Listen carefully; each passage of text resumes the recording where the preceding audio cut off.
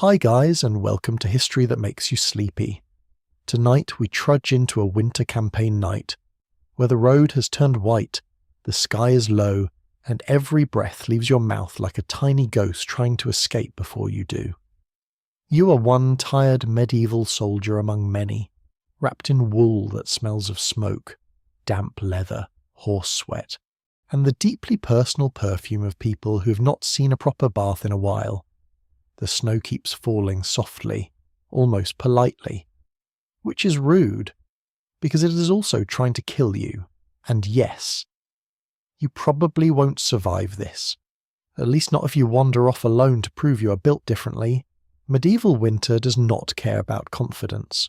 So, before you get comfortable, take a moment to like the video and subscribe, but only if you genuinely enjoy what I do here.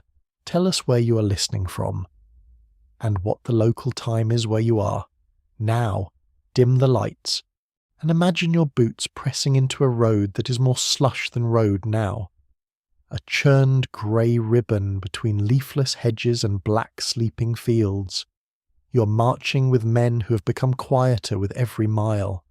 At noon there were jokes, by afternoon there were complaints. Now, as evening gathers, there is mostly the soft grind of feet, the creak of leather straps, the cough of someone behind you, and the dull clink of metal against metal whenever the line lurches forward. Your world has narrowed to warmth, food, shelter, and the stubborn need not to fall behind. That is not dramatic. That is medieval campaign life at its most honest. A widely accepted fact about medieval warfare is that more soldiers often suffered from hunger, exposure, disease, and exhaustion than from the bright, tidy battles that later paintings like to remember. The battle might last hours. The campaign eats days, weeks, and sometimes whole seasons. It follows you into your socks. It crawls under your cloak. It waits in your stomach after the last hard crust is gone. You are not necessarily a knight in shining armour. In fact, if you were shining, someone would probably tell you to stop wasting polish and help gather firewood. You may be a foot soldier, a hired man, a levy from a village, a servant attached to a lord's retinue, or someone who has promised pay that now feels as distant as summer. Around you are men from different places, speaking in accents that rub against one another like rough wool. Some carry spears, some have bows, some have shields patched more than once, a few ride horses, and those men seem fortunate until you notice that a horse in winter is less a luxury and more a large, anxious responsibility with hooves. The road climbs gently toward a ridge. Beyond it, someone says, there's a place to camp. Someone else says there may be a village. A third man says the village was burned 2 weeks ago, and perhaps there are only walls left. Nobody knows, which is very reassuring in the way medieval military information often is not. You keep walking. Snow collects on shoulders and helmet rims if you wear a padded cap beneath your helm. The damp presses cold against your scalp. If your cloak is wool, it may still hold some warmth even when wet, which is one reason wool was so valuable in cold climates. But value is not magic. Wet wool is heavy, and right now yours pulls down on you as though a sleepy sheep has decided to nap across your back. Your fingers ache. You curl them around the shaft of your spear, then uncurl them again, because stillness invites numbness. The army does not move like one perfect machine. It straggles, it mutters, carts sink in ruts, pack animals halt and are urged forward with clicks, curses, and patient little tugs. A wheel groans somewhere behind you. A man slips, catches himself, and laughs too loudly, because embarrassment is warmer than fear. You step around a patch of frozen mud glazed with ice. Under the snow the old road is treacherous, full of stones and hoof holes. One wrong step and you may twist an ankle, which sounds small until you remember that the campaign is not kind to people who cannot walk. This is where survival begins. before the campfire, before the blanket, before the bowl of thin supper. It begins with staying in the group. It begins with the discipline of not wasting strength. It begins with noticing where the wind comes from, whether the clouds are thickening, whether your feet still feel like feet. A soldier who understands winter becomes a quiet accountant of discomfort. How much daylight remains? How much fuel might be nearby? How far to water? Can the horses be kept from freezing in their sweat? Will there be enough space to lie down without rolling into a ditch like a badly wrapped sausage? There is, tucked into the history of campaigning, a strange little detail that feels almost too human. Some medieval soldiers and travellers believed that carrying certain charms, blessed tokens, or written prayers close to the body could protect them from danger, cold, or sudden death. You can imagine one man touching a scrap of parchment under his tunic as the snow thickens, while another pretends not to notice because he has his own little charm hidden somewhere equally private. It is easy to smile at that, from a room with central heating and probably socks that did not require a village economy to produce. But out here, when the sky is iron and the road has no sympathy, a charm is not merely superstition. It is a small object that says, I am not entirely alone. Still, a charm will not dry your boots. It will not pull the cart from the mud. It will not make the commander stop early if he believes another mile is necessary. Historians continue to debate how far ordinary soldiers' winter experiences varied between professional retinues, temporary levies, mercenary bands, and men pressed into service by local obligation. A knight's household might have servants, better stores, and stronger claims on shelter. A poor foot soldier might have only what he carried and what his companions were willing to share. Yet the cold has a levelling habit. It may treat rank differently, but it visits everyone. As the light fades, the column slows, you sense it before anyone announces it. The front has bunched near a stand of dark trees and a shallow dip in the land. Men look toward the edges of the road, judging the ground. Is it too wet, too exposed? Are there branches enough for fires? Is there a stream nearby beneath that white crust? The officers and experienced men begin to speak in low voices. No grand speech, no heroic music, only the practical murmur of people deciding how not to die before morning. You shift the weight on your shoulders. Your back hurts where the strap crosses it. Beneath your cloak, your tunic is damp with sweat that has cooled against your skin. This is one of winter's meaner tricks. Marching makes you hot. Stopping makes that heat vanish. If you stand too long, your body begins to shiver, first lightly, then with a deeper tremor that seems to come from your bones. You stamp your feet, not dramatically, just enough to remind them of their purpose. Around you, the men start to loosen into the first shapes of camp. Someone is sent toward the trees, someone else leads animals off the road. A cart is dragged nearer a hedge to break the wind. There is no neat row of cosy tents waiting like a holiday market.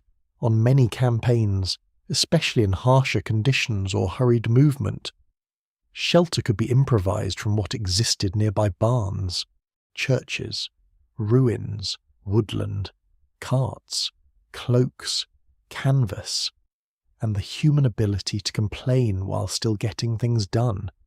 You're about to learn the delicate art of sleeping badly in a way that keeps you alive. The snow muffles the world. Distant sounds become soft and uncertain. A branch cracks under its own load. A horse snorts, shaking white powder from its mane. Somewhere a man coughs again, longer this time. You pretend not to hear the weakness in it. Everyone is tired enough to become private inside their own thoughts. Yet no one is truly alone. The campaign binds you together through discomfort, fear, need, and the simple fact that a shared fire is warmer than pride. You look down the road behind you.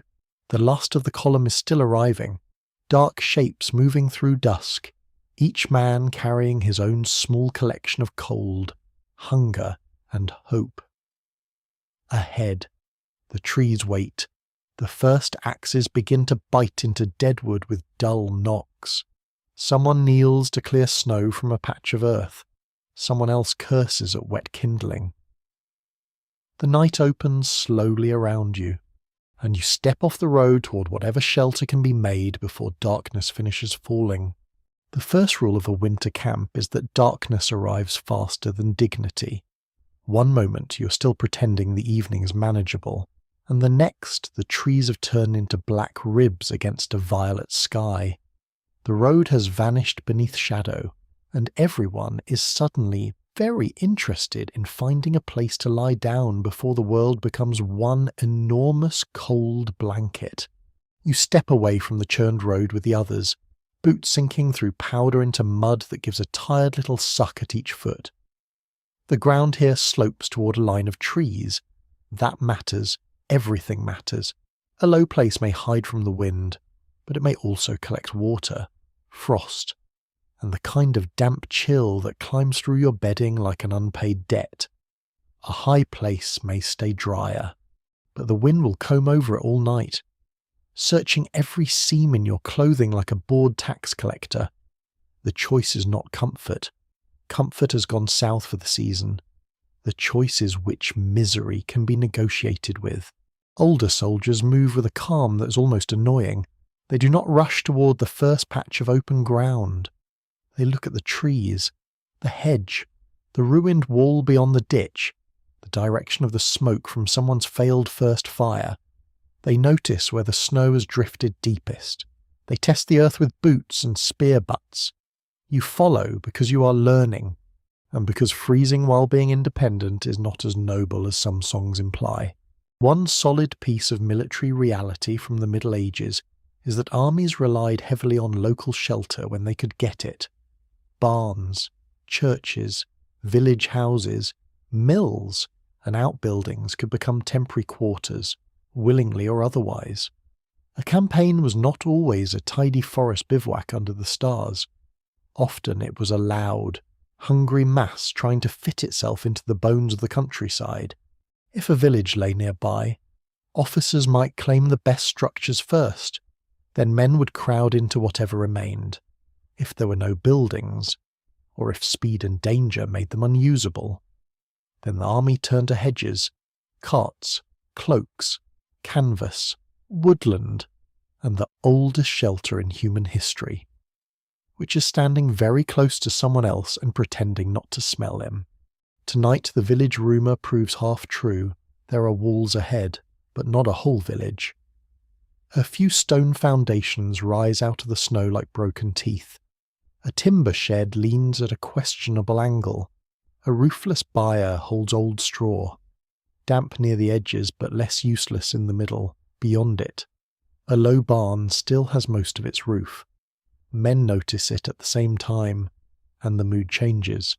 It is not joy. Exactly. It is the cautious brightness of people seeing a crust of bread on a table. Of course, everyone wants the barn. That's why someone with authority gets there first. Voices rise, then settle. Retainers of a nobleman claim part of the space. Animals may need another part.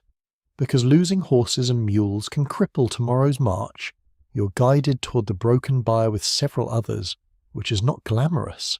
But it has 3 walls and a smell so strong it may technically count as insulation. You duck inside. The air is still colder than any sensible room should be, but it is quieter. The wind no longer hits your face directly. Snow whispers outside instead of needling your cheeks. The floor is uneven, layered with old straw, frozen dung, dirt, and bits of plant matter. You try not to identify everything. Medieval survival sometimes depends on having imagination, and sometimes on not having too much of it. A curious little camp habit appears almost immediately. Men begin improving the place as though they own it, which they absolutely do not. A loose board is dragged across a gap, cloaks are hung where the wind cuts through, a cart side is propped near the entrance. Someone wedges brushwood into a hole in the wall. Another man uses his shield as part of a screen, which is practical but also a little sad.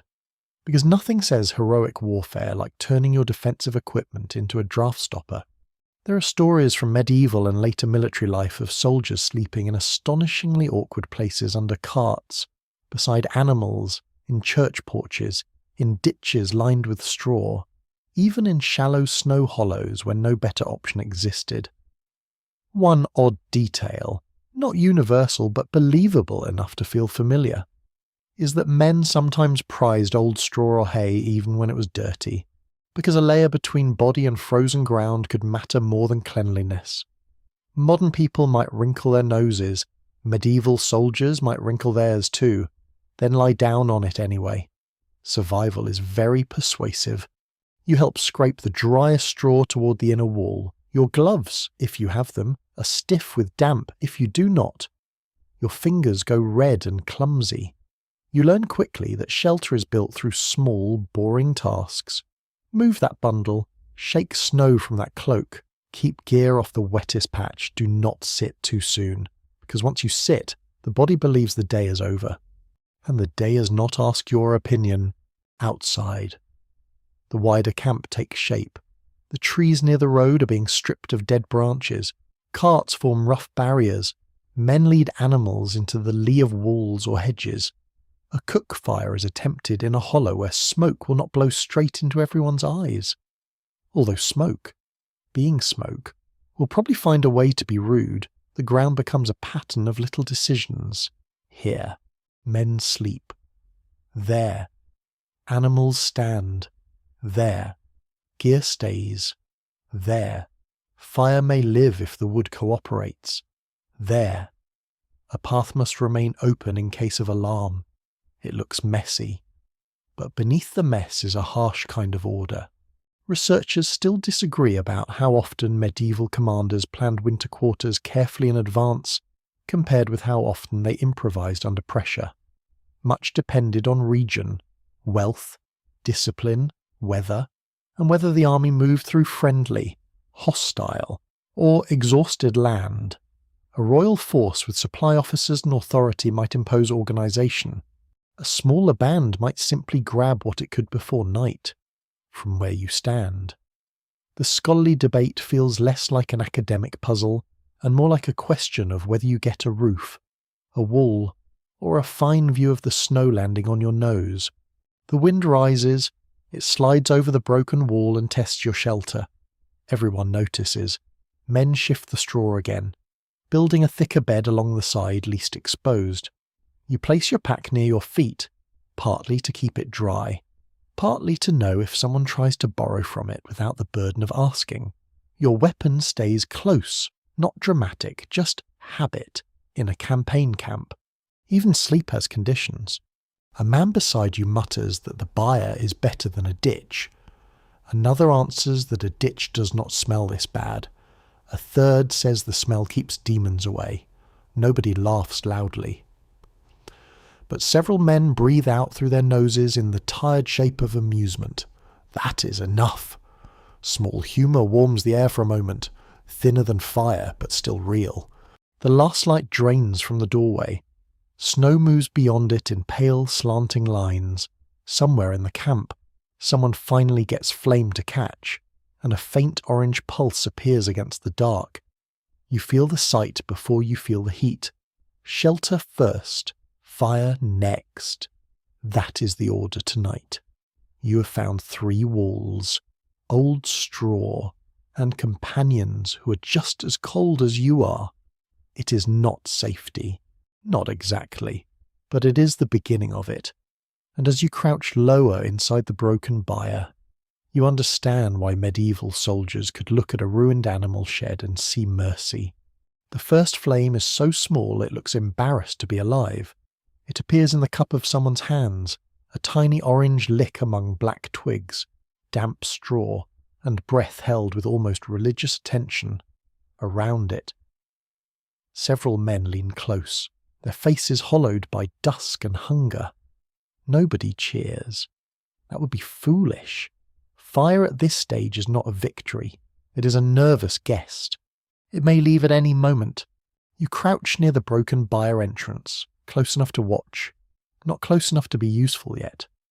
The snow outside has thickened into a soft white curtain, and the air smells of wet wood, old straw, wool, mud, horse, and the sharp mineral scent of cold stone. Your fingers ache from dragging brushwood. Your knees complain against the frozen ground. Your stomach has begun making suggestions that are unrealistic until the fire survives. Making fire in a winter campaign camp is not simply striking sparks and looking proud. A basic truth of medieval life is that fire was usually preserved as much as it was created. Embers could be carried, banked under ash, sheltered in pots, or revived from hearth to hearth. Starting fresh with flint and steel was possible, but in damp weather it required dry tinder, patience, and more humility than heroic stories tend to include. Tonight. The camp has a few glowing coals brought from an earlier stop, guarded like treasure. Men who might gamble away coin will treat a live ember with the tenderness of a sleeping baby, which is strangely sweet, until the baby smokes directly into your eyes. A man kneels with a small bundle of tinder. It may be dry grass wrapped inside cloth, shavings scraped from the inner side of wood, tow from flax, or a bit of charred material that catches a spark more readily. He bends over it, shielding it from wind with his body. Another soldier holds his cloak wide to block the gusts that snake through the wall gap. A third feeds in slivers of wood no thicker than quills. Each piece is chosen with care. Too much too soon smothers the flame. Too little and it dies of loneliness. Fire, like many people after a long march, needs attention without being crowded. You're handed a strip of bark and told to keep it dry. This gives you a sense of purpose out of all proportion to the task. You tuck it beneath your cloak and guard it from falling snow. Very dignified, a warrior of the winter road. Protector of bark, still. If that bark helps the fire grow, you will not mock it. Tonight. Small things have authority. The flame catches a curled shaving. It brightens. Someone exhales. Another man mutters thanks to a saint under his breath. The fire begins to speak in tiny clicks and whispers. It nibbles at straw, then at a twig, then at another twig. Smoke pools low before finding the doorway, and everyone shifts because smoke has the tactical intelligence of a raiding party. It attacks eyes first. There is an old and curious belief, found in different forms across medieval Europe, that certain woods carried special meanings or powers. Some people associated rowan, ash, oak, or hazel with protection, luck, or ritual force, depending on region and custom. In practical camp life, however, the best magical wood is usually the wood that is dry enough to burn. If a blessed branch refuses to catch, and a grubby fence slat burns beautifully, theology may have to wait its turn. You help feed the little fire, not logs yet, that would be too ambitious.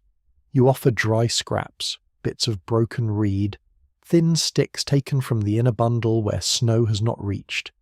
The fire grows from a thumb-sized glow to a cupped palm of light, then to something that can be seen across the byre. Men turn toward it instinctively. Their bodies lean in before their minds decide. The first touch of warmth on your face feels almost shocking. Not enough to heat you through, not yet, but enough to remind your skin that another state of being exists. Outside, other fires struggle. You see little flashes through the falling snow, each one surrounded by bent figures. Some fail, some revive. One flares too high as a gust catches it and sends sparks upward, earning sharp curses from men worried about straw and roofs. A campaign camp at night is a constellation of human need. Each flame marks a little circle of survival, and outside those circles the dark waits patiently. Specialists still debate how consistently medieval armies managed fuel in winter, especially when moving through regions already stripped by previous forces. Some records show organised gathering, requisition, purchase, or seizure of supplies. Other situations must have been far more improvised. with soldiers tearing down fences, cutting hedges, breaking furniture, or scavenging dead branches under miserable conditions from your place in the byre. The debate becomes simple. If fuel runs out before morning, the night becomes longer. If the wrong wood smokes too much, everyone coughs. If someone steals from the fire pile, friendship becomes theoretical. The fire is now large enough for heavier sticks. They are wet at the ends, so they hiss and spit. Steam rises from them before they truly burn. You can smell resin where a branch cracks open. Someone places stones near the edge to hold heat, although not too close, because stones from wet ground can sometimes behave badly when heated quickly. Medieval people knew a great deal through practice, not because they had neat diagrams, but because mistakes had already instructed somebody's uncle. A pot appears, blackened beyond any hope of ever looking clean. Snow is scooped, then rejected because someone remembers there is stream water under the bank nearby, and snow gives little water for much melting. A boy attached to the baggage train runs out with a small vessel and returns with water that sloshes dark in the fading light. The pot is set near the flames. Supper is not here yet, but the possibility of warmth and food now occupies the camp like a promise. You hold your palms toward the fire and feel heat prick your skin. The front of your legs warm while your back remains cold, which is unfair but familiar. You turn slowly, becoming a human roast that complains internally. Steam rises from cloaks. Wet leather softens. Frost loosens from straps. Men begin the quiet ritual of drying without burning. A sock held too close to flame can scorch. A boot can harden badly. A cloak can catch a spark and become briefly more exciting than anyone wants. So you learn caution. Winter survival is not only getting warm, it is getting warm without ruining the things that keep you alive tomorrow. The conversation around the fire stays low. One man claims he once saw a fire lit with a single spark in rain, so heavy it seemed poured from buckets. Another says that story has improved every time it is told. A third says he does not care if the tale is true as long as this fire keeps burning. You understand him perfectly. The flame has changed the shelter. The broken byre is still dirty, crowded and cold around the edges. But now it has a centre. Light trembles on the wall. Faces soften. Shadows move like slow animals. You glance toward the doorway. Snow continues to fall on the camp, silent and patient. The road's gone now, hidden beneath white. Tomorrow it will have to be found again, but not yet. For the moment, your world is the low wall, the old straw, the dark shapes of companions, and the fire growing steadier breath by breath. You feed it one more stick. Watch the bark blacken. Watch orange crawl along its edge, and feel the night step back just a little. The fire steadies. And now everyone remembers the next problem. Fire warms only the side facing it. Winter, with impressive unfairness, owns all the other sides. You turn slowly before the flames. First hands, then knees, then shoulders, then back. As though you're some miserable piece of meat being roasted by a cook with limited enthusiasm. Steam lifts from your cloak in ghostly threads. The wool smells damp, smoky, and faintly animal, which makes sense because wool is, at heart, a sheep's old haircut doing its best, around you. Men shift in the same quiet rhythm, each trying to catch warmth without blocking it from the next man. Nobody says much for a while. The body's busy making peace with the idea of stopping. Your clothing is your first shelter, and tonight it must work harder than the broken byre walls.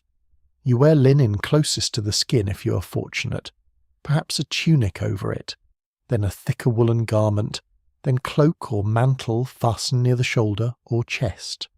Some men have hoods, some have padded jacks, some have mittens or gloves. Others have bare fingers tucked under arms whenever they are not needed. Medieval soldiers did not usually possess neat modern uniforms. Clothing varied by rank, wealth, region, season, and whatever had survived the last weeks of rain, mud, and hard use. One reliable truth, though, is that wool mattered deeply. It could trap warmth, shed light moisture better than many materials, and remain useful even when not perfectly dry. Useful does not mean comfortable. Your cloak has collected snow along the hem. Your sleeves are stiff near the cuffs. Your boots are dark with wet. The belt at your waist presses into a body that would prefer to become horizontal immediately when you kneel.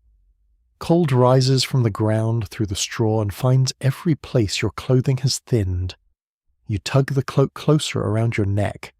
A tiny draft slips in anyway, because drafts are medieval assassins with excellent aim. The men begin the careful little practices of keeping heat near the body. Cloaks are shaken free of snow, then wrapped inward. Hoods are pulled low, belts are loosened just enough to allow blood to move. Wet outer layers are held near the fire, then pulled back before sparks can chew holes in them. A man beside you removes one boot with the solemn caution of someone disarming a trap.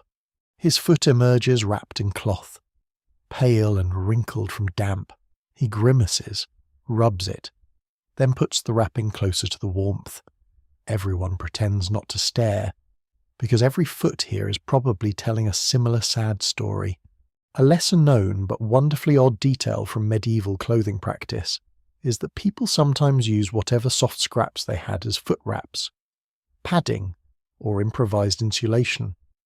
Not every soldier had fine fitted stockings, a strip of cloth, a bit of felt, dry straw placed inside footwear, or even spare rags could become precious in cold weather. It sounds humble, almost comic, until you imagine the difference between frozen leather against skin and one extra layer of dry cloth. Suddenly the little rag becomes a miracle with frayed edges. You check your own feet. This is not graceful. There's no elegant way to inspect cold toes in a crowded byre while men and smoke and old animal smells surround you. You work one boot loose, flex your toes, rub them with both hands, then wrap the cloth tighter. The skin stings as feeling returns.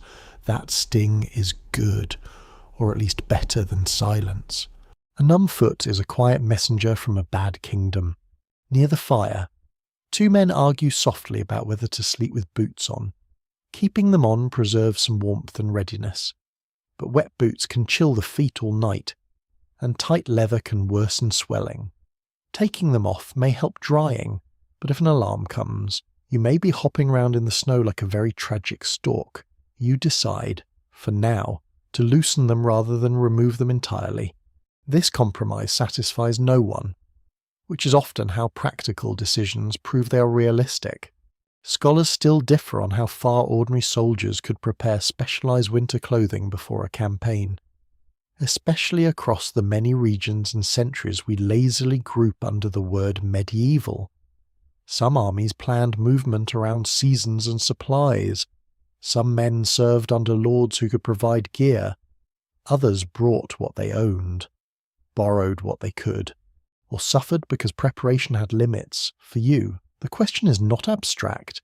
It is tied around your shoulders, damp at the hem, smoky at the collar, and not quite enough, because there is not enough warmth for each person separately. Warmth becomes communal. Men sit closer. At first it feels awkward, then it feels necessary. Shoulders touch.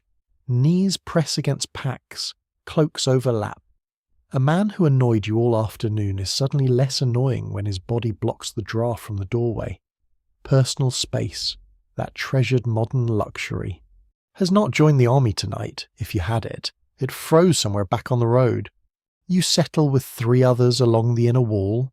The drier straws beneath you, though dry is a generous word. Your cloak wraps across your knees, then overlaps with another cloak beside it. Someone's elbow nudges your ribs, someone else's hood brushes your cheek. The shared warmth gathers slowly, not like a fire's quick kiss, but like water filling a shallow bowl. Your shivering eases by degrees. The body understands closeness before pride can object. The sounds around you soften. Wool rustles, leather creaks. Men sigh through noses reddened by cold. Outside, snow taps faintly against the broken wall. While from the main camp comes the muffled clatter of pots, the snort of animals, the low murmur of guards being posted. The fire sends light along the byre stones, turning every breath visible for a moment, then letting it vanish. One older soldier shows a younger one how to fold the cloak beneath the thighs, not just over the shoulders, to keep warmth from leaking downward. Another advises tucking spare cloth at the neck. Someone else warns against sleeping too close to the fire unless he wants a cloak full of sparks and a very exciting wake-up. This is knowledge passed without ceremony. No manual, no lecture. Just tired people correcting one another because tomorrow's march needs living bodies. You begin to understand that medieval winter survival is not one grand heroic act. It is 100 small adjustments. Dry the sock but do not scorch it. Share the cloak but keep your purse hidden. Sit near the wall but not where meltwater runs. Loosen the boot but do not lose it in the straw. Keep your hood low. Keep your back from the wind. Keep your temper, if possible. Though no one expects miracles, the fire pops and a spark lands near your knee. You slap it out quickly. The man beside you opens one eye, judges that you have not set everyone aflame, and closes it again. Very generous of him. You pull the cloak tighter, feeling the scratch of wool at your chin, the warmth of another shoulder beside yours, the ache in your calves slowly dulling. Outside, the snow keeps falling, but inside the broken byre a rough nest of wool, straw, smoke, and human nearness holds the cold at a narrow distance. The pot begins to murmur before the food inside it deserves such confidence. It sits near the fire, blackened, dented, and balanced with a careful uncertainty of camp cooking. Water trembles at the edge of a boil. A few flakes of grain swirl in it, along with chopped onions if fortune has been unusually generous, bits of dried peas if someone planned ahead, and perhaps a scrap of salted meat so small it must be respected from a distance. The smell is thin at first. Mostly smoke and warm iron, but even that is enough to make every stomach in the byre lift its head like a hunting dog. You sit with your cloak pulled over your knees, still remembering the scratch of wool at your chin and the awkward mercy of shared warmth. Now the circle around the fire shifts again. People who are pretending not to care about supper become very alert. A man who looked asleep opens one eye. Another straightens with the grave dignity of someone about to receive a meal that modern kitchens would classify as an apology. Campaign food in the Middle Ages was often plain, sturdy and repetitive. Bread, grain, beans, peas, cheese, salted or smoked meat, onions, garlic, ale, and whatever could be bought, carried, foraged, seized, or begged from the countryside formed the rough foundation of many military diets. The exact mix changed by place, status, season, and wealth. But one thing remains painfully clear as you watch the pot. A soldier needs calories long before he needs elegance. Winter marching burns strength quickly, and hunger makes cold feel sharper. An empty belly is not just uncomfortable, it is a door through which weakness enters quietly. A loaf is brought out from a pack. Though loaf may be too kind a word, it is dark, dense, and hard at the edges. The sort of bread that could probably survive a siege emotionally better than you could. Someone cuts it with a knife, sawing with effort. Pieces are passed hand to hand. Your piece is heavy, sour smelling, and slightly damp on one side from being carried near wet cloth. You take it with gratitude anyway. Medieval standards are flexible when the alternative is chewing your own regret. You tear off a corner and soften it in the hot liquid when your turn comes. The bread drinks greedily, swelling with smoky broth. You lift it to your mouth. It tastes of grain, salt, ash, and the pot's long memory of meals before this one. It is not delicious in any polished sense, yet warmth spreads from your tongue down your throat, and for a moment, the body does not ask for poetry. It asks for more. There is a small ration of cheese, passed with more suspicion than generosity. It smells strong enough to introduce itself by name. A sliver comes to you, crumbly and sharp, and you eat it slowly because flavour has become entertainment. A strip of salted meat follows, dark and tough. You chew and chew, then chew again, while your jaw wonders whether this is food or a leather repair. But the salt wakes your mouth, the fat, if there is any, is precious.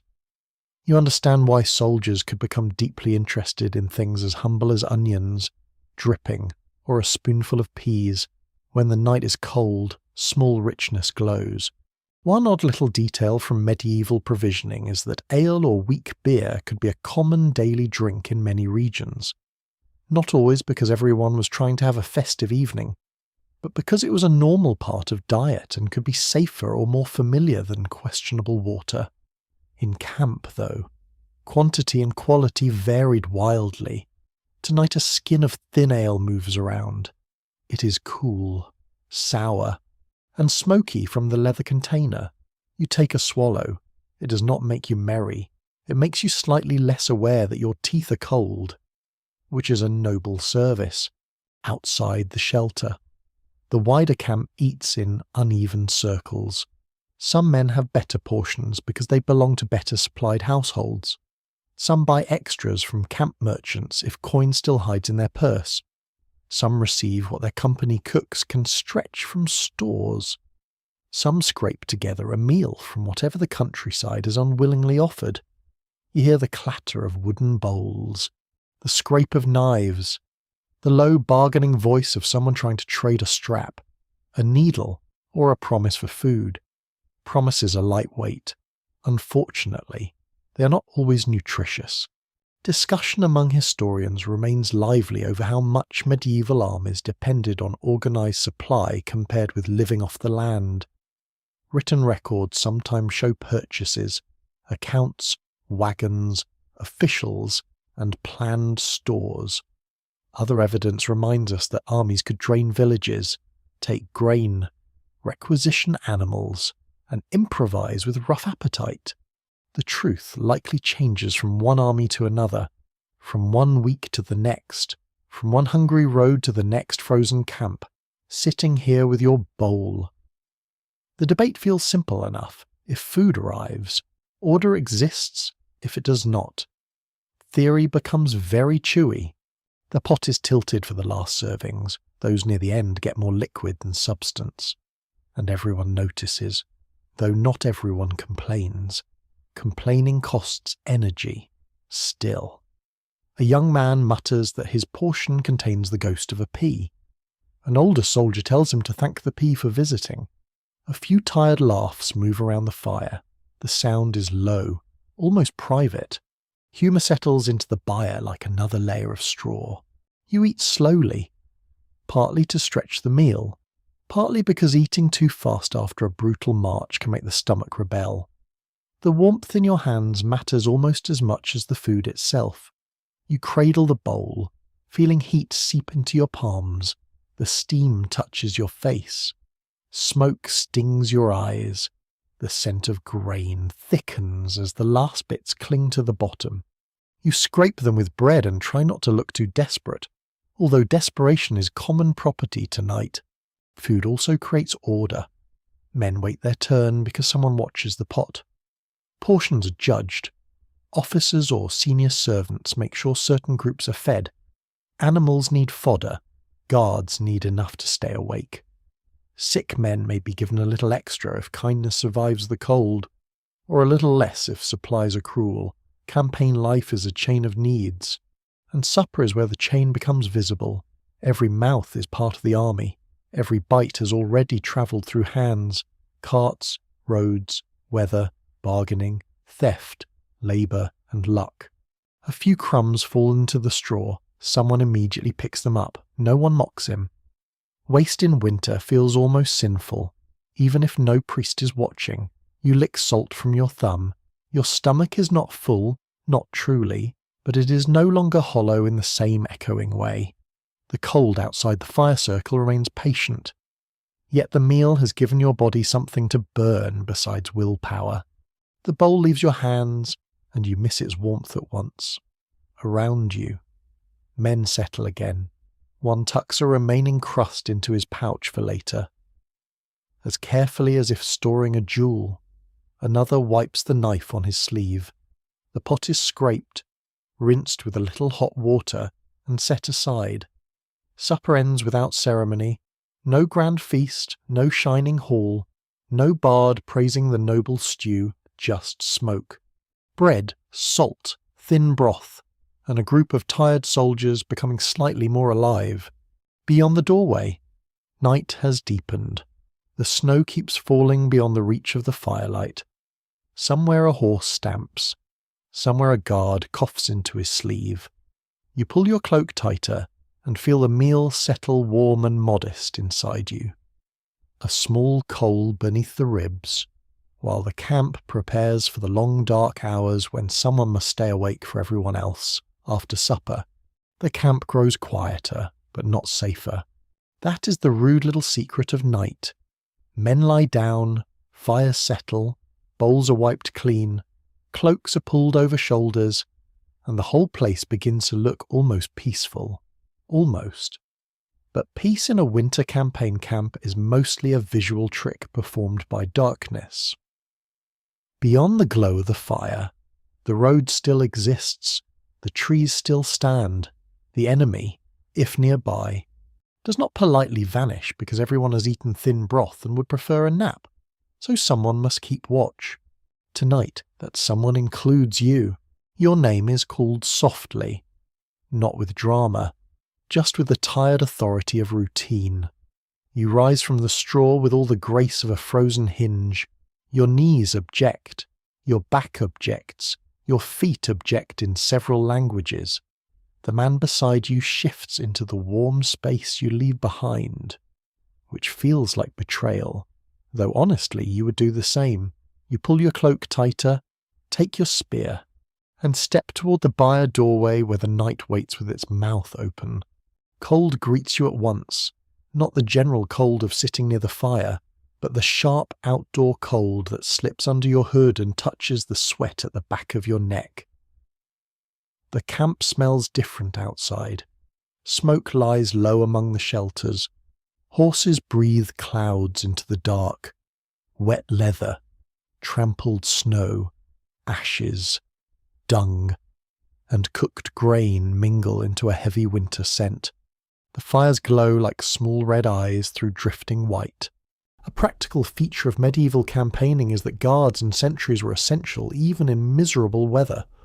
Armies needed men to watch roads, approaches, animals, stores, prisoners, and the edges of camp. Surprise could come from enemy scouts, raiders, desperate locals, thieves, wolves near animals, or simple accident. A camp might be tired, hungry, and scattered, but it could not sleep all at once. Someone always had to remain awake so others could risk closing their eyes. You walk with two other men toward a post near the road. The snow crunches lightly underfoot, though in wetter patches it gives a soft, unpleasant sigh.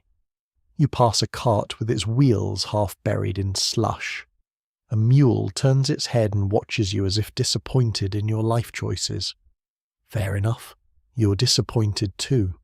Your post is beside a hedge and a broken stretch of fence where the road bends near the trees. From here, you can see the faint shapes of the camp behind you and the pale line of the road ahead. The world beyond the bend is not fully dark. Snow gives it a dim glow, a strange night brightness that makes distance hard to judge. A stump becomes a crouching man. A hanging branch becomes a raised arm. A patch of shadow becomes, briefly, every enemy you have ever imagined. Your orders are simple. Watch the road, listen, keep the fire shielded, wake the next men when the time comes, raise alarm if anything moves that should not move.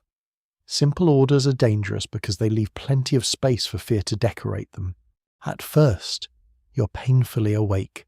The cold helps. You shift your grip on the spear. You stamp your feet lightly. You breathe through your nose and feel the air sting inside your head. One companion crouches near a tiny shielded flame, more ember than fire, kept low so it gives a little warmth without advertising the post too boldly. The other man peers toward the trees and says nothing. Then the sounds begin to separate themselves. Behind you. The camp is full of small human noises, snores, coughs, a horse stamping, a pot being moved, someone muttering in sleep, a low laugh from a fire circle not yet settled, ahead. The land has another voice, snow falling through branches, ice loosening in a ditch, the brittle tick of twigs contracting in the cold, the long hush of wind moving along the hedge, once, far off. An animal calls, not a wolf perhaps only a fox, perhaps only your mind adding teeth to a sound because it is night and your imagination has no discipline. A peculiar camp belief, whispered in many forms over many centuries, held that certain night sounds warned of death, weather, or attack, an owl near camp, a dog howling toward the road, a horse refusing to settle, all could be read by anxious men as signs. You hear a bird call from the trees and one of your companions crosses himself. The other snorts and says the bird is probably cold too. Both interpretations feel reasonable at this hour. You look at the road until your eyes water. Snow gathers on your shoulders. You brush it away, then stop, because the motion wastes warmth, and it will simply return. Your fingers stiffen around the spear shaft. You flex them one by one. If an alarm comes, will they obey quickly enough? It is an uncomfortable question. So naturally your mind asks it several times. Modern readers often imagine medieval soldiers constantly eager for battle. But the longer you stand in the dark, the clearer it becomes that most sensible people prefer not to fight while half frozen. Fear at night is quieter than fear in daylight. It settles into the belly. It listens with you. It asks whether that dark shape moved. It asks whether you would hear a footstep in falling snow. It asks whether the men asleep behind you trust you too much. There is still argument among military historians about the exact discipline and regularity of watches in many medieval forces, because practice varied across armies, periods, and commanders. Some camps likely enforced watches with strict penalties, especially in organised royal or noble armies. Others may have depended more heavily on custom, retinue discipline, and the authority of experienced men. You do not need the full archive to understand the central point. A sleeping sentry can do more than himself. Time stretches, without a clock. You measure it by discomfort. First your hands hurt, then they numb slightly, then your toes complain, then your shoulders grow heavy. The small ember fire sinks lower. Your companion feeds it a twig and shields the glow with his cloak. For a moment his face lights orange from below, making him look like a saint in a very cheap miracle play. You think of the men in the byre, their cloaks overlapping, the fire popping softly, the last taste of salt still somewhere in your mouth. You think of the road hidden under snow. You think of home, though not for long, because home is dangerous to remember too clearly when you cannot go there. Better to keep the mind on useful things. The bend in the road, the hedge, the tree line, the sound of your own breathing. A flurry thickens. The world narrows to a circle of grey and white. For several heartbeats, you can barely see the next fence post. Your body tightens. Snow can hide movement. It can also invent it. You lean forward, listening so hard your ears seem to ache. Then the flurry eases. The road is empty. The hedge is still a hedge. The stump is still a stump. Your companion exhales, and you realize he was holding his breath too, eventually. Footsteps approach from camp. The next watch. They come hunched under cloaks, faces sour with sleep interrupted. You should feel guilty. You do not. You give the road one last look. Pass on the small things you noticed. The weak fence, the icy patch, the sound in the trees that was probably only an animal. Then you turn back toward the byre, where the fire is lower, the straws crowded, and your stolen warm place is definitely gone. But you're relieved anyway. You've watched the dark and remained awake. Behind you, the new sentries settle into the cold, and the camp continues its uneasy sleep under the falling snow.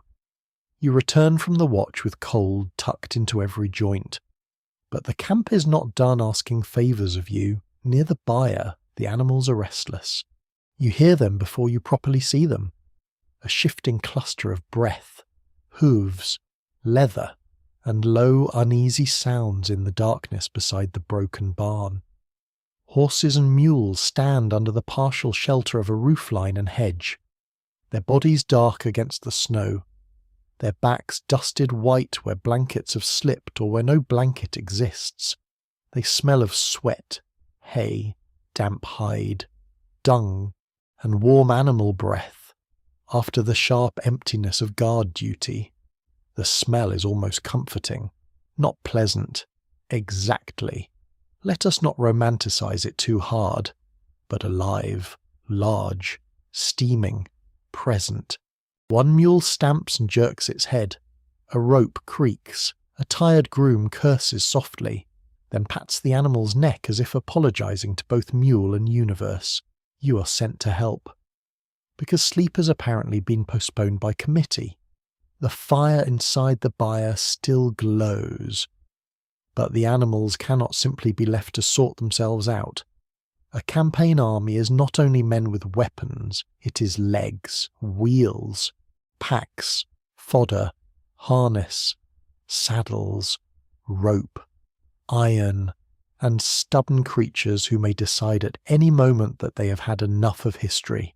A firm historical reality of medieval warfare is that transport animals were essential to campaigning.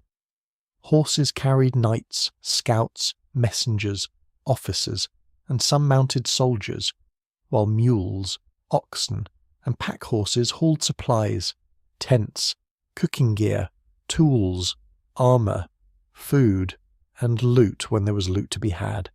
Even an army that fought largely on foot depended on animals to move its world from one cold place to another, if those animals failed. The army became slower, hungrier, and far less impressive. You step into the animal line and feel warmth radiating from their bodies. It is uneven, mixed with the damp chill rising from snow and trampled ground. The animals have been moving all day. Some are sweating under their tack. That is dangerous in winter, because sweat cools fast and can chill a beast badly once movement stops. So the work begins. Loosen girths, lift saddles, check straps. Rub down wet coats with straw or cloth. Keep blankets as dry as possible.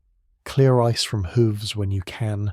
Make sure ropes are firm but not strangling. Try not to get kicked, which is a timeless military skill and also excellent life advice. Your fingers are clumsy on buckles. Metal bites cold into the skin. Leather has stiffened, and knots feel like frozen walnuts. A horse tosses its head as you reach for a strap, and for one bright instant you see your life become very short and hoof-shaped. The groom beside you clicks his tongue, murmurs a calming nonsense phrase, and steadies the animal with practiced hands. You're reminded that courage is useful, but knowing where to stand near a nervous horse is better. The saddle comes off with effort. Steam lifts from the horse's back in the firelit dark. You rub the coat with a twist of straw, feeling heat, muscle, and the tremor of fatigue under your hand. The animal's skin twitches, its breath comes in slow clouds. You scrape away clinging snow near the belly strap and check for sores where leather is rubbed. A wounded or galled horse can become useless quickly, and unlike a broken spear, a horse cannot be mended with twine and optimism. Among the more curious details of medieval animal care is the use of stable charms, prayers, and folk remedies alongside practical grooming. In some places, written blessings, protective marks, or spoken formulas might be used to guard horses from sickness, theft, or witchcraft. A groom might trust a saint, a charm, and a good curry comb all at once, which honestly feels sensible in a world where veterinary science has not yet arrived with charts and a polite waiting room. If the horse survives the night, everyone can claim partial credit. Fodder is the next concern. The animals need hay, oats, beans, or whatever suitable feed the baggage train can provide. Winter makes grazing nearly useless where snow lies thick.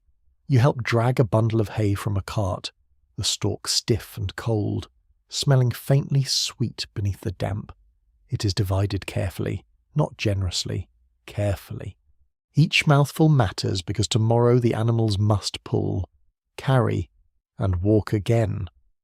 A hungry mule may still move, but it will do so with an attitude that could sour a whole campaign. Water is another problem, because snow is not enough and frozen streams require work. A pair of men carry buckets from a place where ice has been broken. The water sloshes dark and cold. Horses lower their heads, lips moving, breath steaming over the surface. One refuses at first.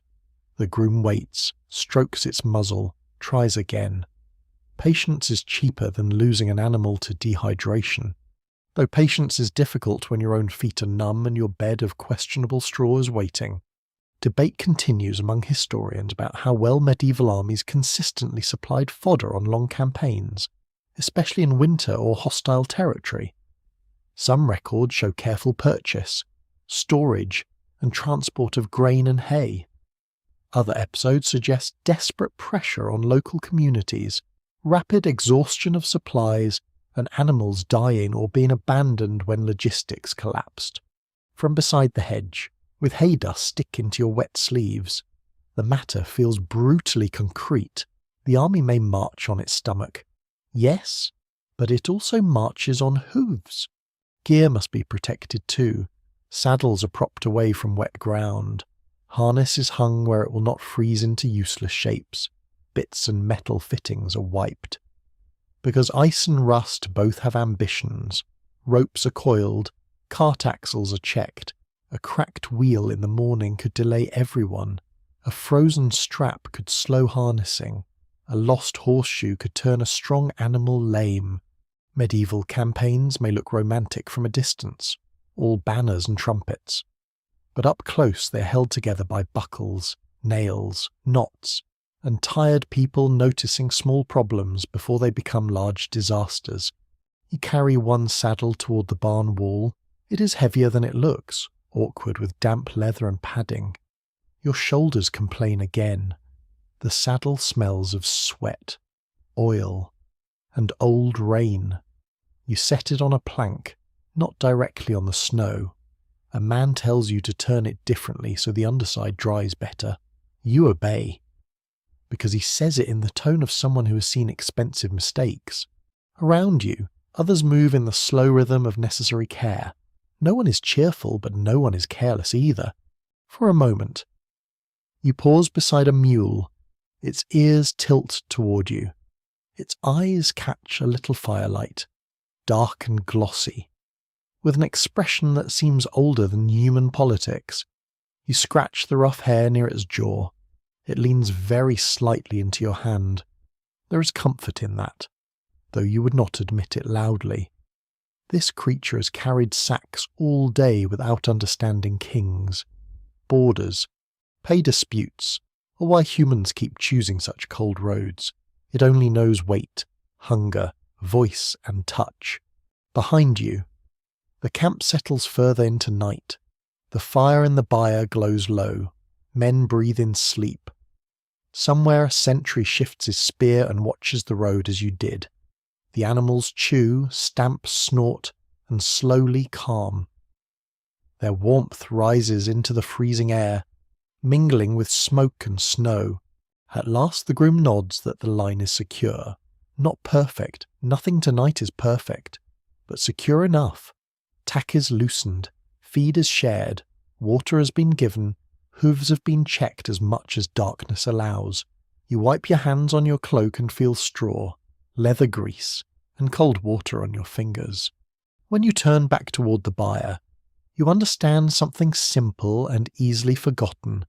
Survival belongs not only to the men who carry weapons, but to the animals who carry the army's weight, and to the hands that keep those animals breathing through the night.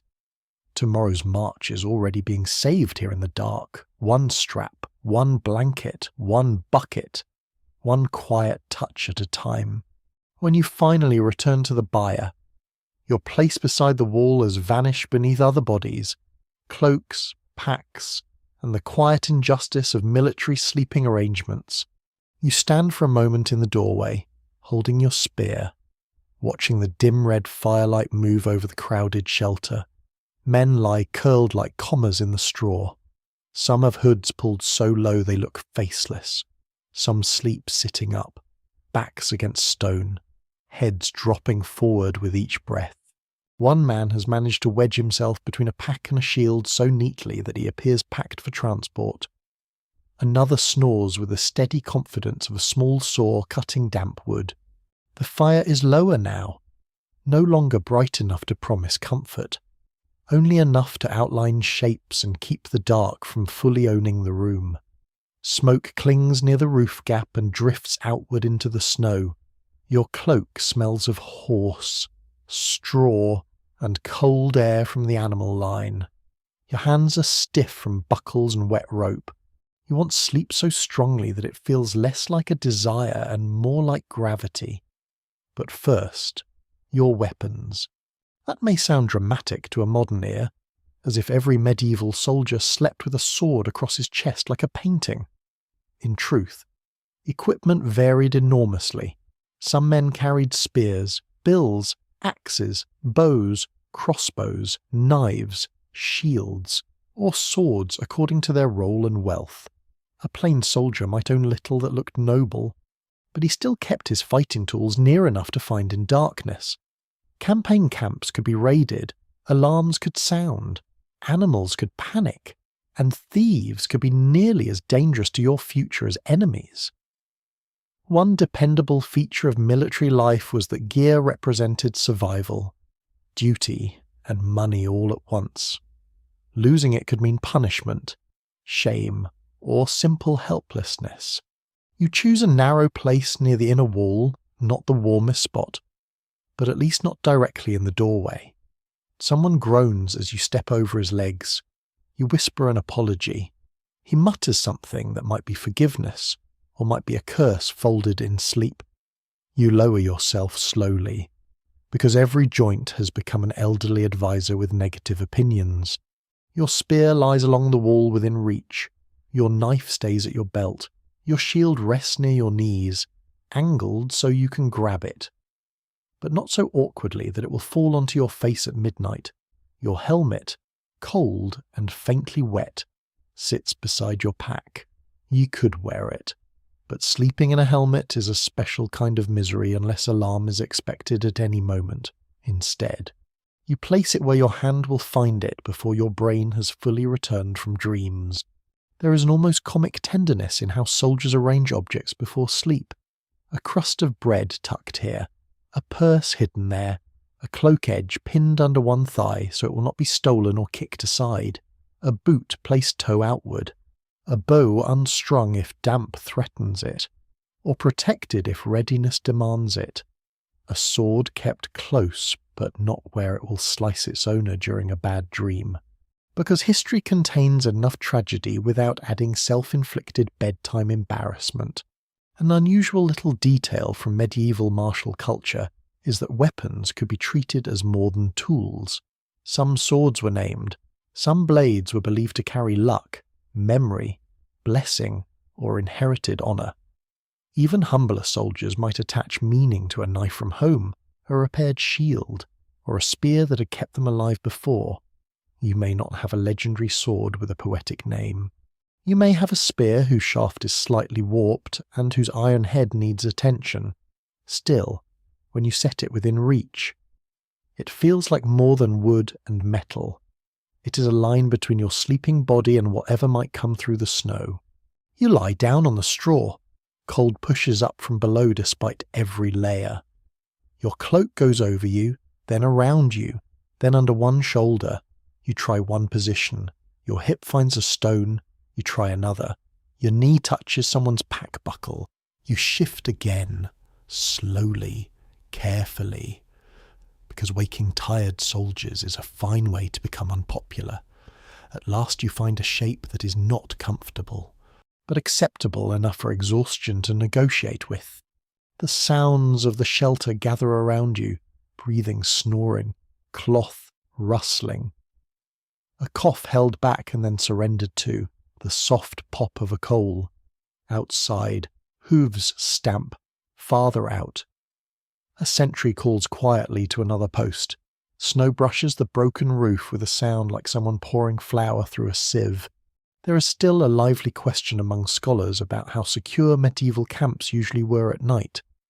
Because the answer shifts with army size, discipline, terrain, weather, and the closeness of enemies. Some forces used planned layouts, guarded perimeters, and assigned watches. Others, especially smaller or exhausted groups, may have slept in far rougher order. Your own little shelter contains both caution and chaos.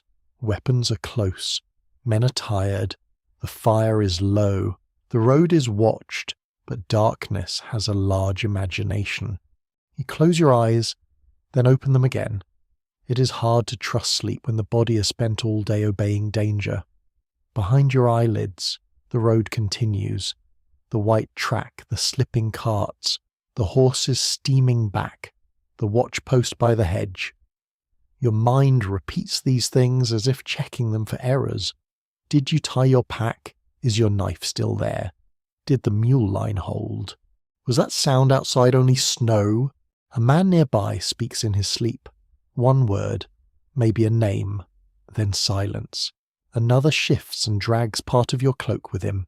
You tug it back gently, then less gently. He releases it without waking.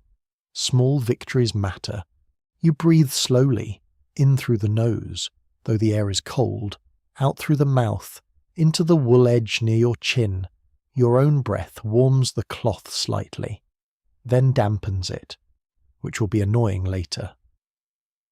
But tonight you accept tiny comforts, even when they have consequences.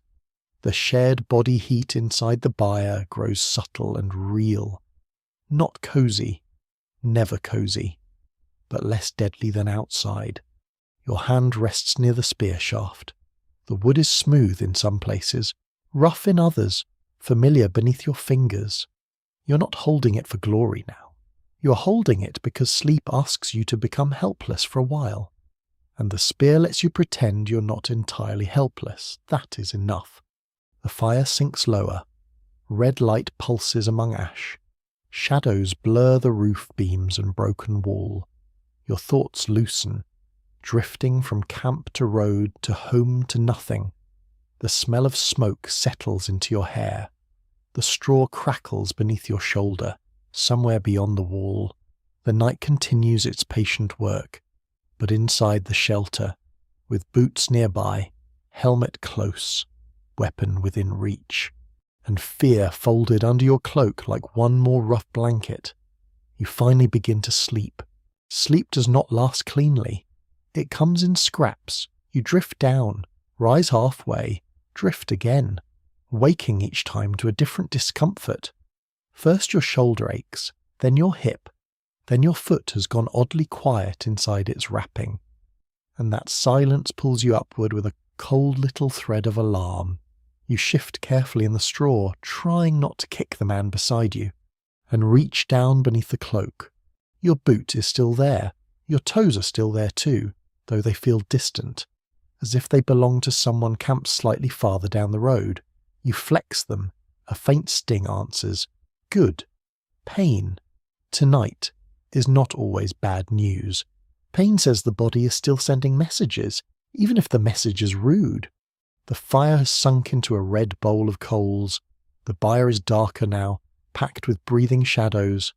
Outside, snow presses against the broken walls and roof gaps, softening every sound. The air is colder than before. This is the part of night when warmth has been spent. food has settled, and the body begins to discover every damp thread, every leak in the cloak, every bruise hidden beneath the day's fatigue. Feet are the quiet rulers of a winter campaign. A soldier may speak proudly of courage, loyalty, and sharp steel, but if his feet fail, he becomes a burden before he becomes a hero. Medieval armies moved at the pace of walking men, animals, and carts. Roads could be muddy, frozen, flooded, or churned by thousands of hooves. Foot soldiers wore leather shoes, boots, patterns in some settings, wool hose, cloth wraps, or whatever they could afford and maintain. None of it was designed for endless comfort. Much of it became dangerous when soaked, frozen, or worn through. You remember the road from yesterday, the slush grabbing at your soles, the frozen ruts under the snow, the icy water that crept through one seam and never really left. Now that damp has had hours to settle, you loosen the wrapping around one foot, moving slowly beneath your cloak. The cloth is clammy, the skin beneath is pale and wrinkled, with a raw place near the heel where leather rubbed all day. It is not dramatic enough for a song. It is exactly the sort of small injury that can grow into real trouble if ignored. A plain truth, known to anyone who has marched in bad weather, is that wet feet invite blisters, sores, cracking, numbness, and infection. Medieval people may not have spoken in modern medical language, but they knew from hard experience that drying, rubbing, changing wrappings, greasing leather, and keeping circulation alive mattered. A raw heel can make tomorrow's mile longer. A split toe can make every step a negotiation. A frozen foot can end a campaign for one man in silence. You rub your foot between your hands. The skin burns as warmth returns. You wipe it with a drier corner of cloth. Then turn the damp wrap so the worst side faces outward. Elegant no, effective slightly. Tonight. Slightly is a respectable achievement. You tuck a bit of straw near the sole for insulation, careful not to let sharp pieces scratch the skin. Straw in footwear sounds like a joke until the ground is frozen and your choices are straw, pain, or prayer. There are curious notes in old medical and household traditions about using animal fat, grease, or oils to soften skin and leather in harsh weather. A soldier might rub tallow into boots or cracked hands if he could get it. While wealthier people had access to better preparations, of course, covering yourself in grease around a smoky fire while lying in old straw does not exactly create a luxury spa experience. But if it keeps leather from stiffening or skin from splitting, you accept smelling faintly like a cooking accident. Near you, another man wakes and hisses through his teeth as he pulls off one shoe. His heel is worse than yours. The skin has lifted into a blister. He stares at it with deep resentment, as if the blister has personally insulted his family. An older soldier beside him opens one eye and tells him not to cut it unless he has to.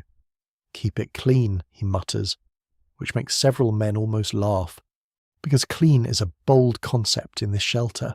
Still, the advice matters. Dirt, sweat, and damp can turn small wounds sour. The byre floor itself is no friend.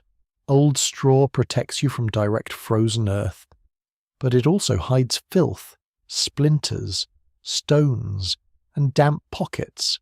Medieval camps, crowded and temporary, could become foul quickly. People relieved themselves nearby if discipline was poor or weather was brutal. Animals added their own contributions, waste, mud, and trampled bedding created a world where hygiene struggled bravely and often lost. A soldier didn't need to understand invisible microbes to understand that rotten smells, pus, fever, and swelling were bad signs. Specialists continue to question how much formal attention medieval commanders gave to sanitation in field camps. Since evidence varies sharply, some organised forces clearly understood the need to place latrines away from living areas, protect water sources, and manage waste when possible. Other camps, especially hurried or desperate ones, must have been far messier. Your nose suspects tonight's arrangement belongs somewhere in the middle, with aspirations toward order and a strong smell of compromise. You wrap your foot again, not too tight. Then the other. The second is better, only cold and damp rather than angry. You flex both feet slowly, under the cloak. Your knees are drawn close to your chest. Your back is curved against the wall. This posture is not comfortable, but it keeps the body compact. Heat saved in small ways is heat you do not have to beg from the fire. A man near the doorway coughs wetly. Another turns over and curses in his sleep. Someone scratches at lice or fleas beneath clothing. Because winter may slow many creatures but does not remove all of them from human company. Itching moves through the shelter as if the idea itself is contagious. You decide not to think about it. This is impossible. So naturally you think about it for several minutes. The cold returns to your feet, but less sharply now. You tuck them beneath the edge of your cloak and angle them away from the doorway. The straw crackles. Your spear rests where your hand can find it. Your stomach is quiet after the thin supper. Beyond the wall, a horse shifts, tack creaking softly, farther away. A sentry stamps his boots to keep feeling in them, and you know exactly why. Before sleep takes you again. You understand the campaign through your souls, not through banners, not through noble speeches, through wet leather, raw heels, aching toes, and the stubborn daily work of keeping a body serviceable. Survival is not only avoiding the enemy, it is noticing the blister before it opens. It is drying the wrap before dawn. It is accepting straw in your boot with humility. It is teaching your feet, over and over, to carry you one more day. The coldest part of night has a way of making even confident men listen for heaven. You wake again, not fully, not cleanly, but with the sense that the whole shelter has grown quieter. The fire is little more than a low red pulse. Around you, men breathe under cloaks, wrapped close to one another like bundles of laundry abandoned by an exhausted household. Your feet ache but still answer when you flex them. The raw place at your heel stings. Your shoulders are stiff. Your mouth tastes of smoke, old bread, and the faint sourness of sleep interrupted too often. Then you hear the murmur. At first it seems part of the wind moving along the broken wall, but then the words gather shape. A man near the doorway is praying softly. His voice is low, rough, and steady, the kind of voice that does not want attention. Another joins him for a phrase, then falls quiet. Someone crosses himself under his cloak. The movement is small, barely visible in the dimness, but it changes the air. For a few breaths, the byre feels less like a pile of tired soldiers and more like a chapel that happens to smell strongly of straw, leather, and animals. Religion belonged deeply to medieval military life. Priests, chaplains, friars, monks, relics, blessings, masses, confessions, vows, saints, and holy days could all shape how soldiers understood danger and endurance. Not every man was equally devout, and not every prayer was noble. Some were frightened bargains whispered into a sleeve. Some were habit. Some were sincere enough to steady trembling hands.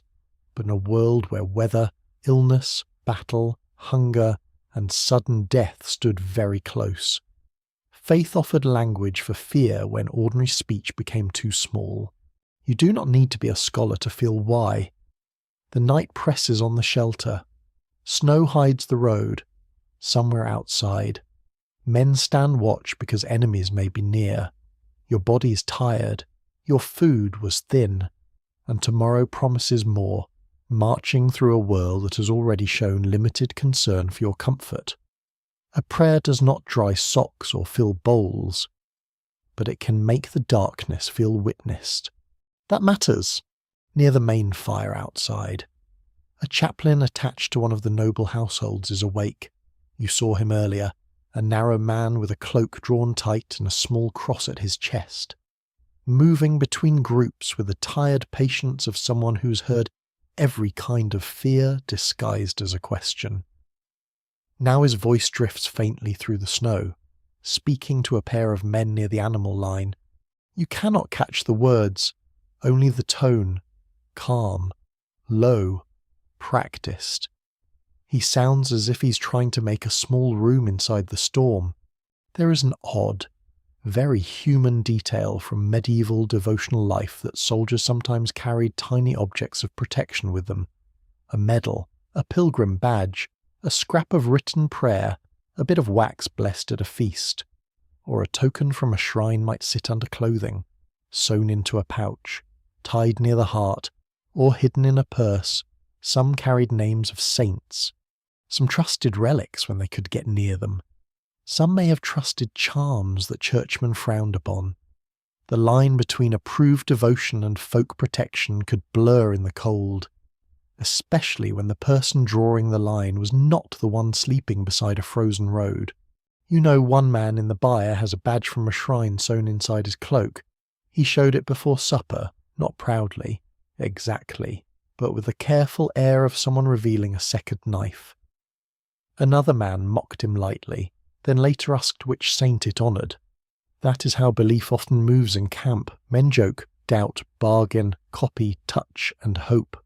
The same mouth that laughs at omens may whisper a prayer when the wind changes. Outside, a horse gives a sudden sharp snort. Several men stir.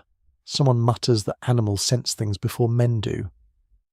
Another answers that horses also fear sacks, puddles, and their own shadows, so perhaps not every movement deserves prophecy. The first man does not reply. He listens anyway. Omens are everywhere when people are frightened enough to read them. The way smoke bends, the call of a bird at an unlucky hour, a ring around the moon, a dream of black water, a candle that gutters during prayer, a sudden silence among animals to modern ears. This can sound like imagination running wild, and yes, medieval people were fully capable of imagination. So are we. We just call it checking the weather app every 6 minutes and pretending that is more dignified. A recurring question among historians is how much soldiers' decisions were shaped by omens and religious interpretation, compared with hard practical concerns such as food, pay, command, terrain, and weather. The answer is not simple. A commander might consult clergy, value signs, and still count wagons carefully. A foot soldier might fear a bad dream and still obey the order to march. Belief and practicality did not live in separate houses. They shared a smoky room and argued beside the same fire. The chaplain comes closer to the bier for a moment. Snow clings to his shoulders. His face looks pale in the ember glow. He asks quietly if any man needs confession before morning. No one answers at first. Silence holds. Then one soldier, older than you, lifts his head and murmurs something. The chaplain kneels beside him. Their words disappear under the sound of the wind and breathing. You look away, not out of indifference, but respect. Confession in such a place feels both ordinary and enormous. A man may confess because he fears battle. He may confess because fever is near. He may confess because winter has a way of reminding everyone that bodies are temporary arrangements. Or he may simply wish to sleep with less weight inside him. The rest of you give him privacy by pretending to be asleep, which is one of the more delicate skills of crowded living. The prayer ends. The chaplain marks a blessing and moves on. The older soldier lies back down. His face seems no less tired, but perhaps softer. Perhaps that is only the firelight. Perhaps it is enough. You pull your cloak closer. Your hand finds the small knot in the cord at your neck, where a token from home rests beneath your tunic. It is not grand, not famous, not even especially holy, depending who is judging, but your fingers close around it, and memory moves through you like a warmer current. A doorway, a familiar voice, a summer field.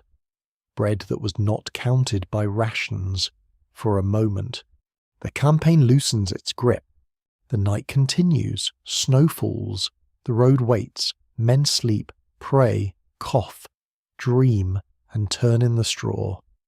Somewhere a sentry watches the bend by the hedge. Somewhere animals chew slowly in the dark, above the broken roof, hidden by cloud. The stars are still there whether anyone sees them or not. You do not know whether the prayer changes the night. You cannot measure that. What you can feel is the steadiness it leaves behind, faint but real, like a coal buried under ash. Faith does not make the bier warm. It does not make your heel heal or your cloak dry, but it gives the cold a listener, gives fear a shape, and gives exhausted men a way to pass through darkness without believing they pass through it entirely alone. By the time the prayers fade and the shelter settles again, another kind of wakefulness moves through the camp, not the watchfulness of sentries at the road, not the private wakefulness of men rubbing cold feet under cloaks. This is the wakefulness of people responsible for making tomorrow possible, which is a cruel occupation because tomorrow is very demanding and has not yet contributed anything useful. Near the larger barn, several figures stand around a low fire, speaking in tight voices. Their shapes are wrapped in cloaks, hoods, belts, and authority. A commander is there, or someone close enough to him that other men listen carefully. A steward or quartermaster bends over a wax tablet or tally stick, shielding it from snow with one hand. A servant holds a lantern. Another man counts bundles near a cart. You cannot hear every word, but you catch enough: grain, hay, firewood, road, watches, sick men, dawn. It is not glamorous. It is not the part of medieval warfare that painters love. Yet this is where survival is often decided. A widely understood fact about medieval campaigning is that armies needed constant management of supplies, discipline, movement, and shelter. Food did not appear because banners looked handsome. Firewood did not gather itself out of respect for noble blood. Horses did not remain strong because a lord wished it sincerely. Someone had to count, assign, argue, seize, purchase, ration, carry, and punish. Winter merely made every failure more immediate. You watch from the byre entrance, half hidden in your cloak, because sleep has become difficult again. The cold has sharpened. Your heel stings.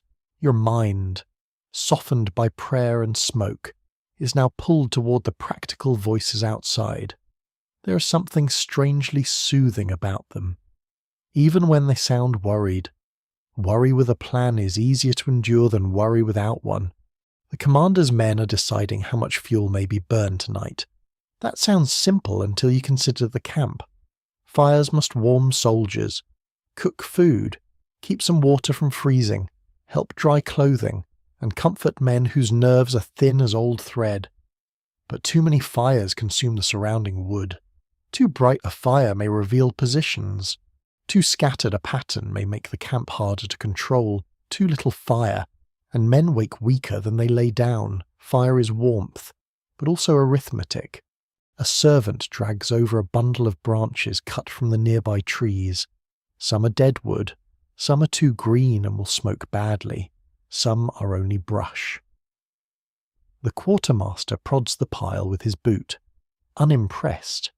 You almost feel sorry for the branches. They have failed inspection after being kidnapped from a hedge. The servant says something defensive. The commander answers sharply. No one raises his voice much. A sleeping camp does not need drama unless danger brings it. And danger has already been invited by the weather.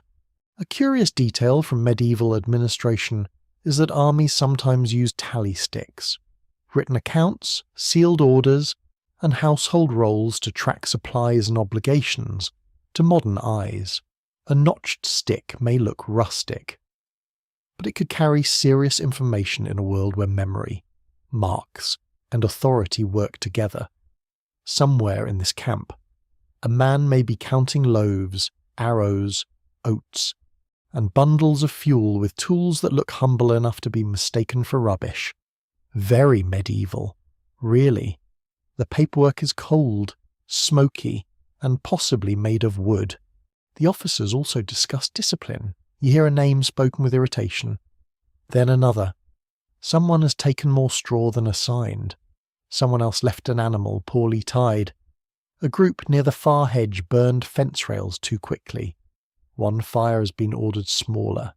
Another must be moved because smoke is blowing into the animals.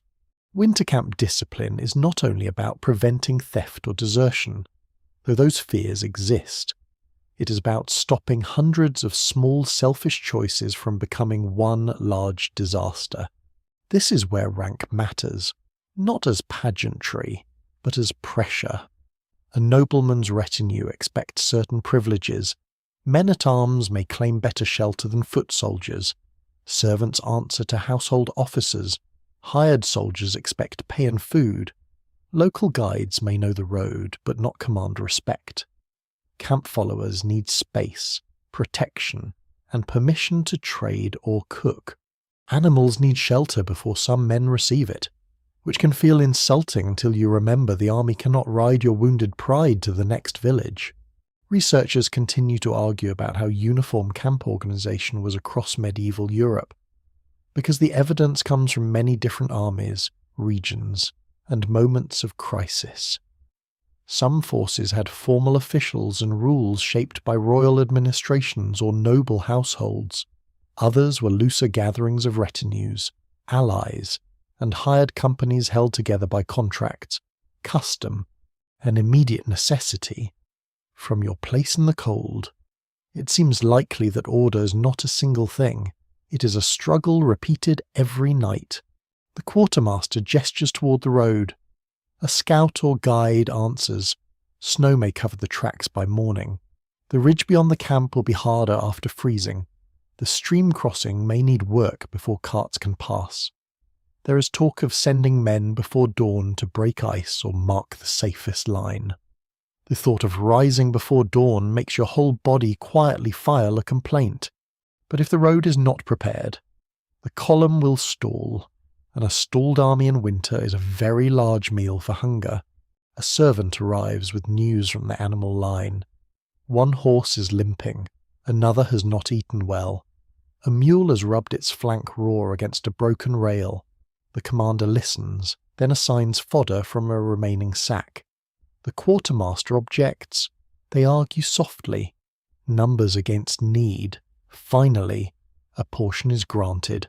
Not enough to feel generous. Enough to keep movement possible. Decisions like this are ugly because they ask which weakness can be risked. You begin to understand the hidden shape of the camp.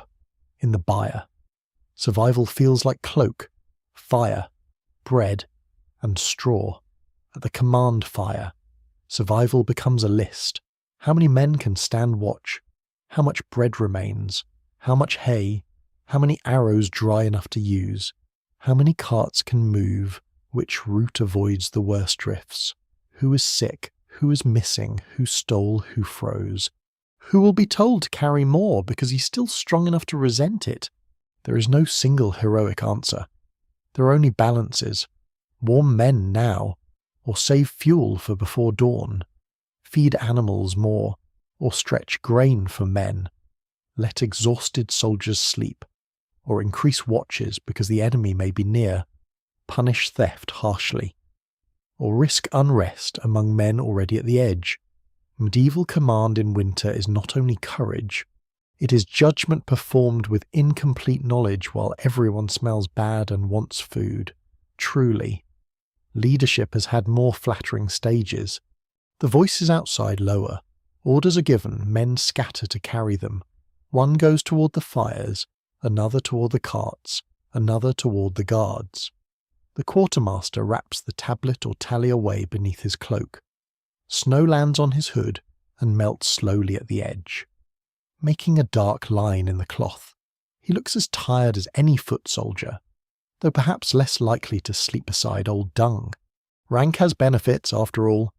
You return to your place in the straw, carrying with you the image of men counting warmth in the dark.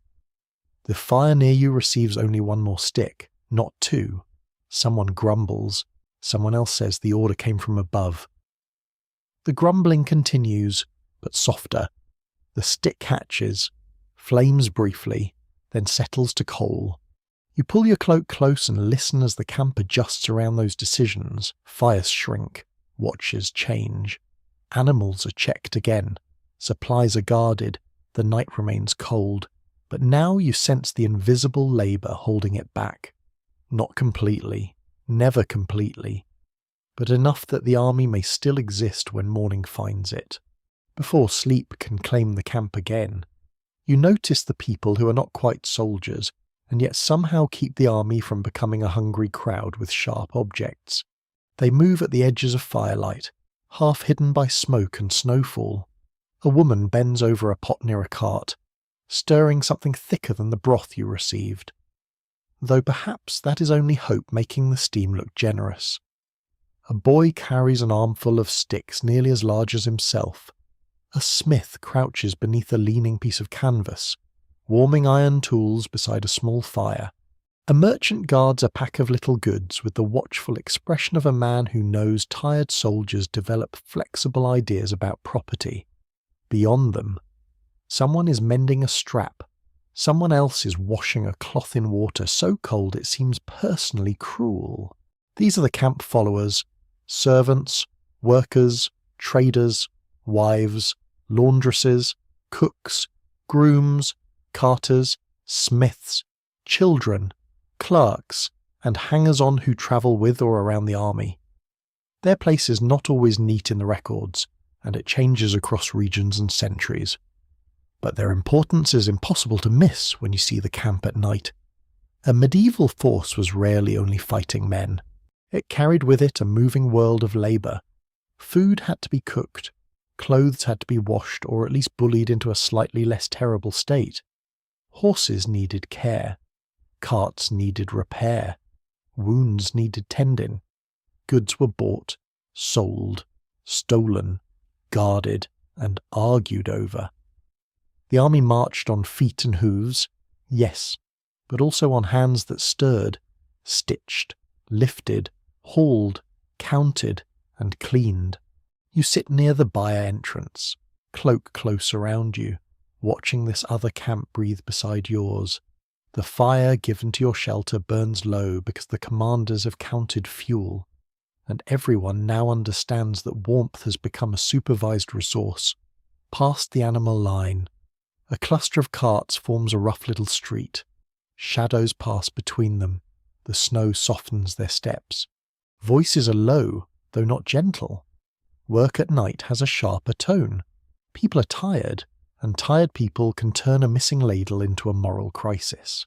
A laundress wrings out a cloth with red hands, then hangs it near a smoky flame. It will not truly dry tonight, but it may be less wet by morning, which counts as ambition. She has probably heard every complaint a soldier can make about his linen, and she likely respects none of them. A cook scrapes the bottom of a pot with fierce concentration. Near her, a child sleeps inside a cart under a heap of cloth, only a small face visible, pale in the glow. The sight gives you a strange ache. War, from far away, is banners and claims. Up close, it includes a child sleeping beside sacks of oats while snow collects on the wheel. One lesser-known detail about medieval armies is that women could be present in several practical roles, even though later stories often push them to the margins. Some were wives of soldiers or craftsmen, some worked as laundresses, cooks, sellers, nurses, or servants. Some traded goods, some followed because the army was connected to their household, livelihood, or survival. Were all treated well? Certainly not. Were they invisible only if you choose not to look? Tonight, in the cold. Their labour is as real as the smoke in your eyes. A potter or tinkerer, you're not sure which, sits beside a basket of small repairs. Buckles, pins, knife sheaths, cracked bowls, bent hooks. He turns them over by firelight and mutters, "Prices." A soldier tries to bargain for a needle. The sailor shakes his head. The soldier offers a crust. The sailor considers the crust with grave seriousness, as if judging land rights. Finally, the exchange is made. A needle passes one way, the crust passes the other. Civilization survives another minute. Across the cart line, the smith begins tapping lightly at a bent fitting. Not a ringing forge song. Nothing grand enough for a legend. Just small, careful blows, muffled by the snowy night. The sound is delicate and practical. Tap. Pause. Tap. He repairs what tomorrow would punish if left broken. Harness rings, horseshoe nails, buckles, perhaps a cracked knife tang if the owner is lucky. In a winter camp, metal becomes stubborn. Leather stiffens, rope freezes, wood splits. A whole army may be delayed by the humble revenge of neglected objects. Current scholarly discussion often wrestles with how to define the boundaries between soldiers, servants, and followers in medieval military communities. Some people were formally attached to noble households, some were hired specialists, some were merchants taking risks for profit, others were family members or displaced people moving with the force because staying behind was no safer. The categories blur, especially when necessity presses hard. A cook might carry a knife for defence, a carter might fight if the baggage was attacked, a soldier might spend half the night hauling wood like any labourer. The camp does not care much for tidy labels when snow is falling. You're asked to help move a bundle near the cart line, because standing nearby has made you available, the oldest trap in all human organisation. The bundle contains spare cloth and leather pieces, wrapped against snow. You lift one end with the servant whose face is mostly hidden by a hood. Together you carry it under a lean cover. The weight is awkward but not terrible. Your raw heel complains anyway. The servant notices your limp and gives a small sympathetic sound, then points at a basket where scraps of cleaner cloth lie. Not free, the gesture says, but possible. You have little to trade. Still, you offer a tiny bit of cheese saved from supper, now cold and hard. The servant looks at it, looks at you, then takes it and gives you a narrow strip of cloth, a fair exchange. Who can say medieval economics at midnight beside a frozen cart is not a university lecture? Your heel will think it fair. Back in the byre, you wrap the strip around the sore place. It feels cleaner than what you had, which is enough to seem luxurious. Remember the bark you guarded for the first fire, the straw in your boot, the crust tucked away like treasure. The night has taught you that small objects become enormous when comfort disappears. A strip of cloth, a coal, a needle, a handful of oats, a dry corner, a kind gesture from someone who owes you nothing. The camp followers continue their quiet circuits. A wife wakes a sleeping man to hand him something wrapped in cloth. A groom leads a horse near a shelter. A trader covers his goods again and lies across the pack like a watchdog with debts.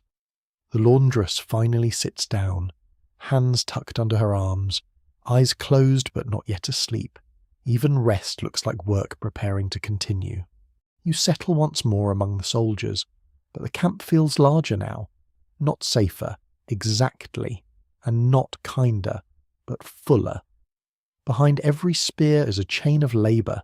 Behind every morning march are people who cooked, mended, counted, washed, hauled, guarded, and endured the same cold without always receiving the same honour.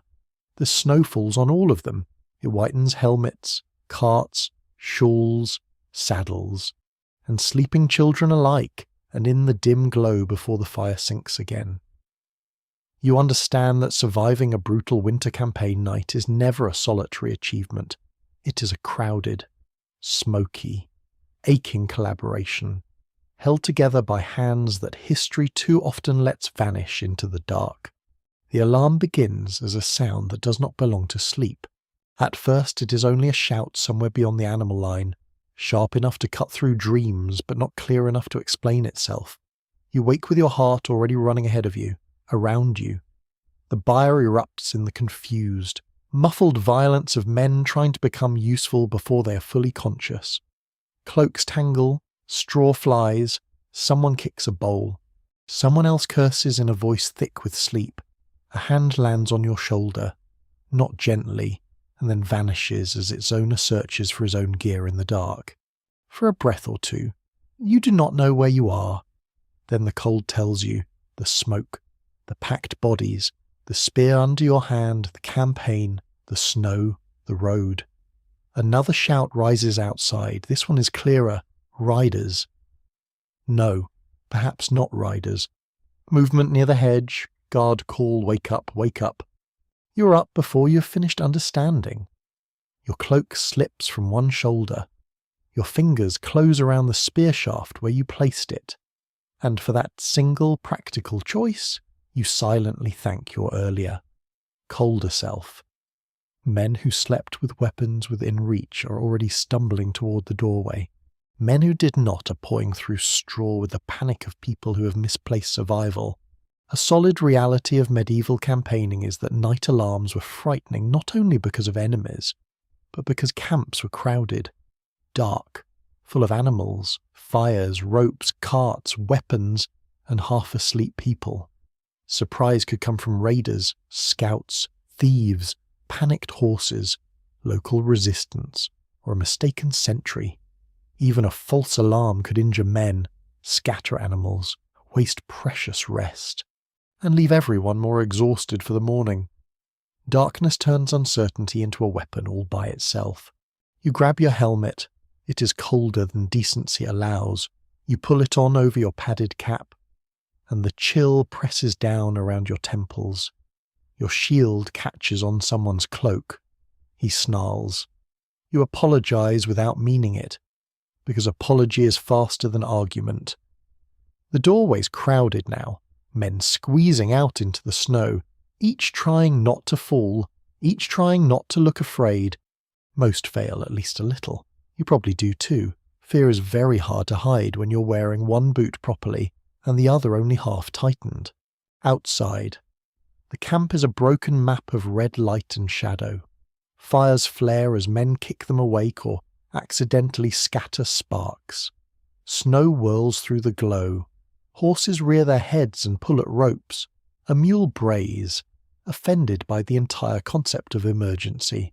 The animal line becomes a dark mass of tossing necks, stamping hooves, and men trying to calm creatures that have no interest in military discipline.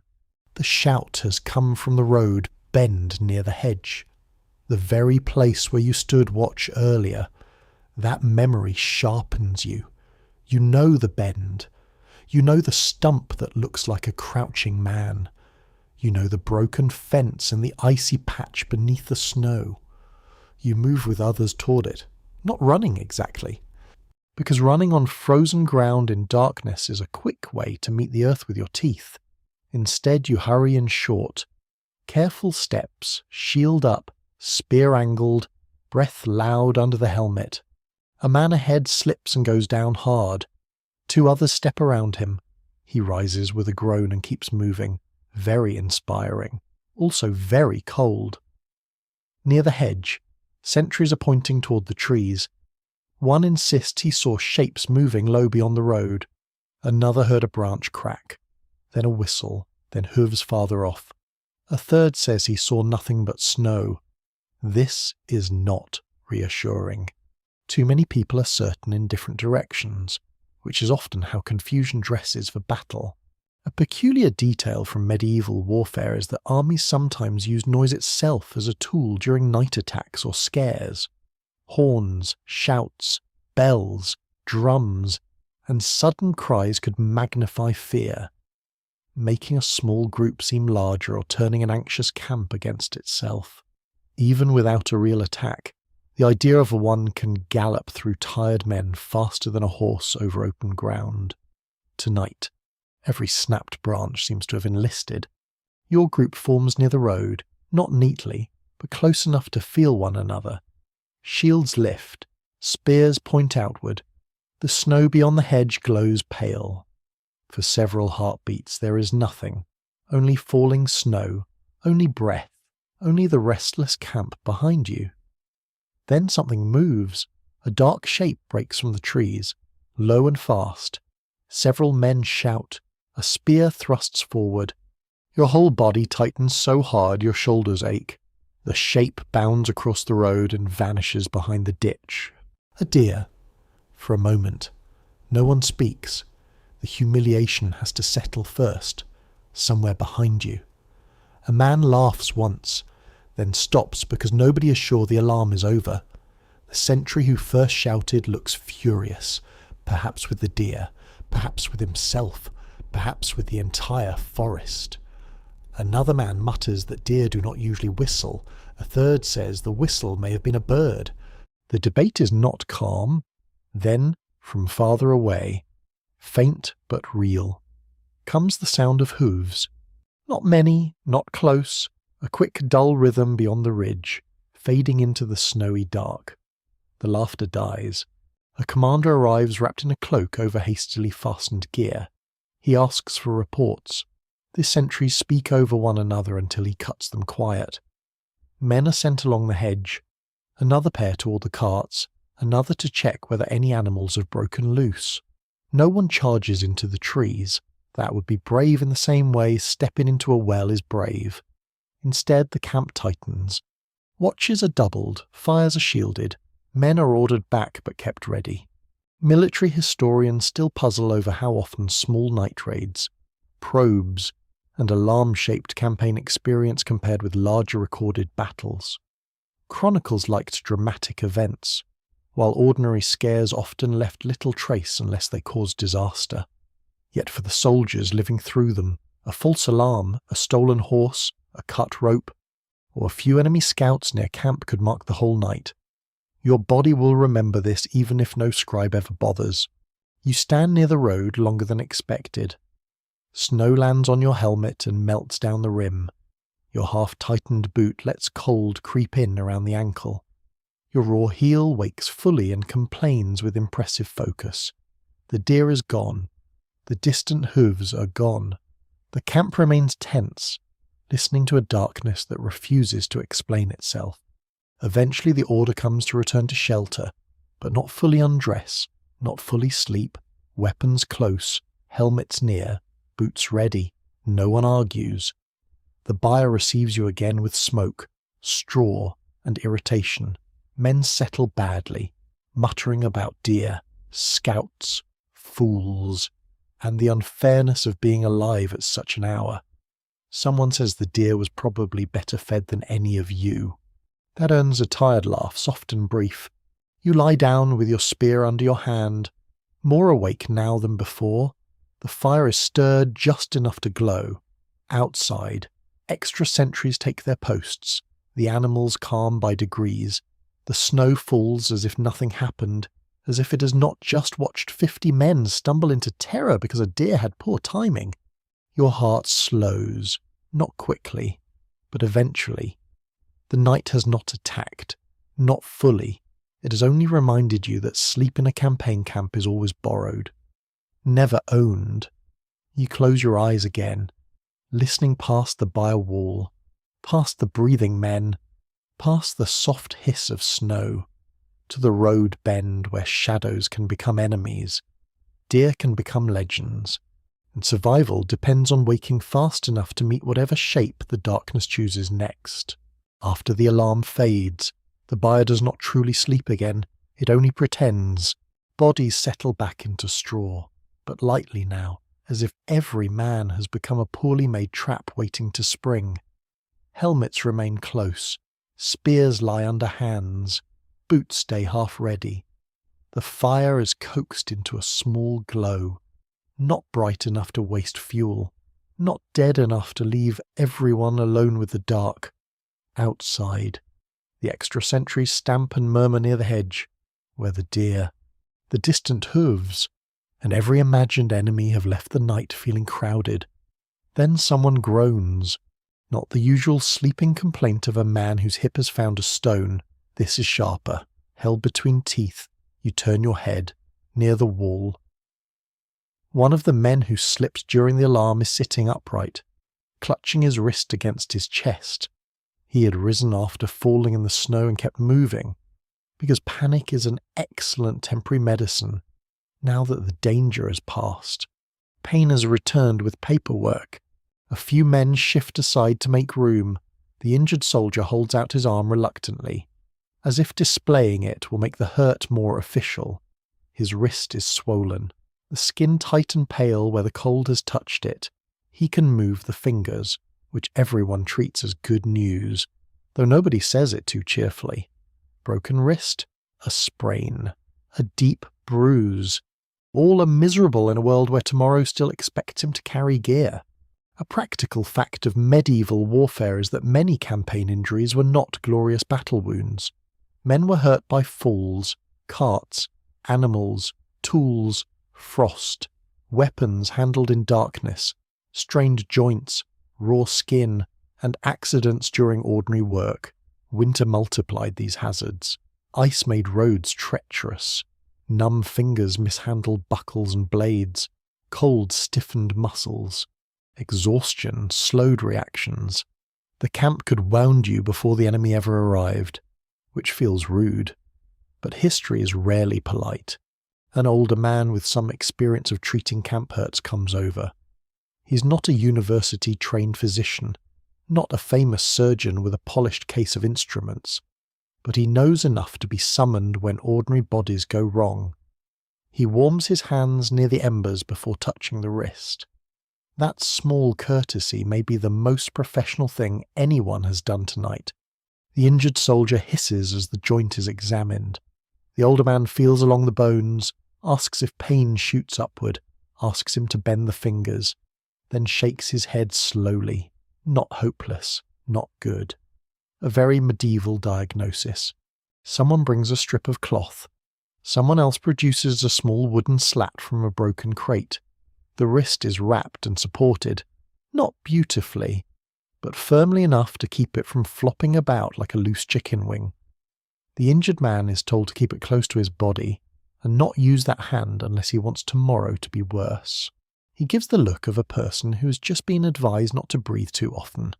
Remedies in medieval camps could be practical, herbal, religious, and experimental all at once.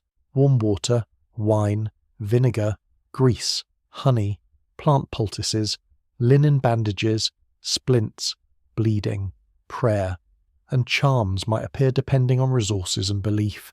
Honey, for instance, was valued in many pre-modern healing traditions for wounds, though no one in this byre is wasting honey on a wrist unless the soldier is secretly a prince, which he is definitely not. He receives cloth, wood, advice, and the privilege of continuing to be cold. A curious detail from medieval medical culture is how often everyday treatment depended on household knowledge. Women, monks, servants, soldiers, barbers, and local healers might all know recipes or techniques for easing pain, cleaning cuts, reducing swelling, or drawing out infection. Learned medicine existed, yes, with its theories and texts, but campaign life often relied on whoever had seen the problem before and did not faint when looking at it. Tonight, experience sits in the straw and smells faintly of smoke.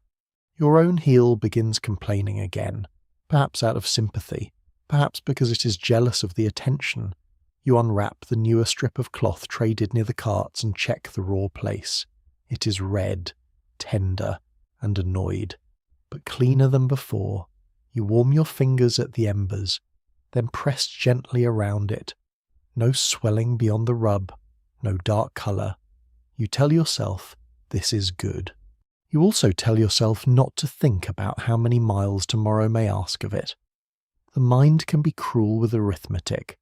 Near the doorway, a man with cracked hands rubs a little grease into the splits at his knuckles. The skin there has opened in thin lines from cold, wet, and work. He winces, then sighs. Another man has a cough that has settled deeper since evening. A third keeps touching the side of his face where the helmet rim struck him during the alarm. None of these hurts will enter a chronicle. No scribe will write. And then Sir Nobody is left knuckle split beside a smoky byre. Yet these are the pains that shape a night. Historians and medical scholars continue to discuss how effective medieval battlefield and camp medicine could be, because the evidence is uneven and the practice varied widely. Some surgeons had real skill in setting bones, treating wounds, and removing arrows. Monastic and household remedies preserved useful observations. At the same time, infection, poor sanitation, lack of rest, and mistaken theories could turn survivable injuries dangerous. The past was not simple ignorance, but it was not modern comfort wearing a wool cloak either. The injured wrist is bound. The older helper sits back, satisfied enough. He tells the soldier to sleep if he can. This advice is technically correct and completely absurd. The soldier lowers himself onto the straw, cradling the arm. Someone shifts to give him a better angle near the warmth. It is a small kindness, and like all small kindnesses tonight, it feels larger than it looks. The fire pops softly. Smoke moves along the roof gap. Outside, the sentries call quietly to one another, their voices dull with cold. The alarm has left your body buzzing, but the sight of the wrapped wrist and the cracked hands brings the camp back from imagined attack to ordinary endurance. Pain is everywhere here, not in a grand, terrible wave, but in drops, heel, wrist, back, fingers, cough, bruise, raw shoulder, chapped lip. Each man carries his own little inventory. You settle again with your cloak over your knees. The spear remains close, but your attention drifts to the cloth around your foot, the warmth under your ribs, the red coals under ash. Survival is not only fighting through a raid, it is caring for a wrist before it worsens. It is rubbing warmth into toes. It is wrapping skin with cleaner cloth when you can get it. It is letting another man take the warmer place because his hand is swollen, and tomorrow he will need mercy more than pride. The buyer exhales slowly. Pain remains, but it quiets. The injured soldier's breathing steadies. The man with cracked hands curls them under his arms. You rest your head against your pack and listen to the snow soften the world outside. In this smoky corner of the winter camp with old remedies, rough bandages and tired human patients, the army repairs itself just enough to face the dark a little longer. By the time the injured wrist is wrapped and the byre grows quiet again, the night begins thinking about morning. Not dawn yet, not even close, but somewhere outside the shelter. The commander's earlier worries are already becoming work. The road must be found, the carts must move, the animals must be watered, and beyond the ridge, where the land dips through black trees and frozen fields, there is a stream that the army must cross before the day can properly begin. You hear the first talk of it from men near the doorway. Low voices. A guide says the water runs shallow there, but the banks are slick. A carter says shallow is a beautiful word until a wheel sinks. Someone else says the ice may hold in places. Another answers the ice which holds in places is just a trap with decorative confidence. That earns a tired grunt of agreement. In winter, certainty becomes rare, and everyone develops a suspicious relationship with surfaces. A basic truth of medieval campaigning is that rivers, streams, bridges, marshes, and ford-shaped movement as much as roads did. Armies could be slowed, divided, trapped, or redirected by water. A bridge might be defended, broken, too narrow for carts, or already ruined. A ford might be known to locals, hidden by snow, swollen by weather, or dangerous under ice. Moving men was difficult. Moving men, horses, wagons, armour, food, tools, and frightened animals across winter water was the kind of problem that made commanders stare into fires with unhappy faces. You are not ordered out immediately, thank mercy, but the camp's restlessness reaches you. A small party is being gathered to inspect the crossing before dawn. They take poles, axes, ropes, and lanterns shielded from the wind. The thought of stepping into the night again makes your body object. But you listen as they pass. Their boots crunch through the snow. Their voices fade toward the road bend that caused so much alarm earlier. The road bend is innocent now, of course, very smug of it. You lie back, but your mind follows them. You imagine the stream under its skin of ice, dark water sliding beneath white. You imagine a man testing the surface with a pole. You imagine a horse refusing the bank. You imagine a cartwheel breaking through the frozen crust. Men shouting, ropes tightening, animals straining, water splashing over boots that will not dry before evening. Your heel throbs in sympathy with this imaginary future. Feet are dramatic when they sense danger. Crossings carried a special terror because they disrupted order. On a road, the armies align. In camp, it is a rough circle of fires and shelters. At a crossing, it becomes a problem squeezed through one narrow place. Men wait, shiver, push, pull, slip, curse, and watch the far bank as if it belongs to another world. The strongest animals go first or last depending on the plan. Carts must be guided. Loads may be shifted. Weapons must remain ready, because a crossing is a beautiful opportunity for enemies, thieves, and fate, all of whom have terrible manners. There is a strange and practical old habit found across many pre-modern travellers' lives using long poles to test uncertain ground, snow, marsh, or ice before placing full weight on it. It sounds obvious, and that is precisely why it survives. A pole can discover the hole your foot was about to become personally acquainted with.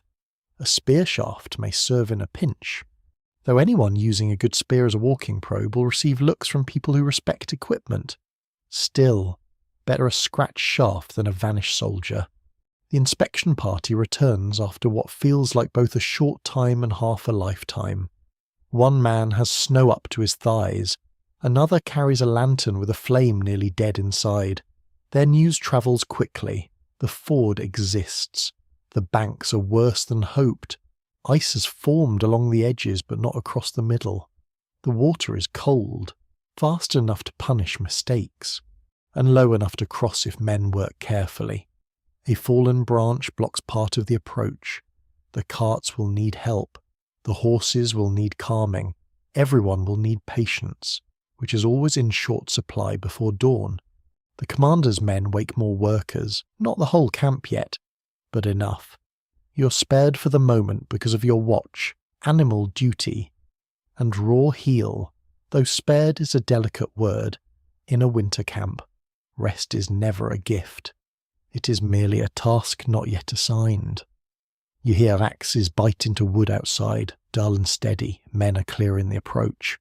Others gather brush and stones to improve footing on the bank. Ropes are checked.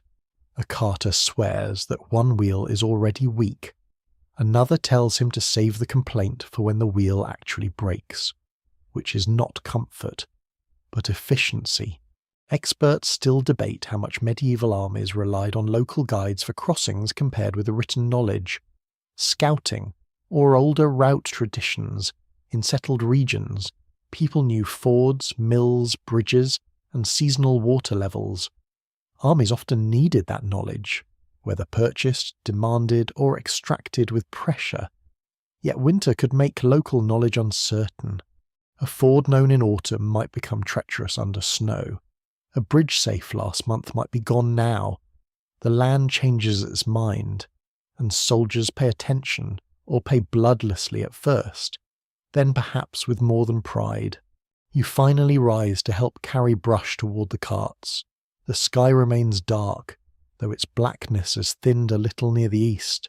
Snow still falls, lighter now, like tired ash. Your first steps hurt. The strip of cloth around your heel holds, and you silently thank the servant who traded it for that cold bit of cheese. Small mercies again, always small mercies.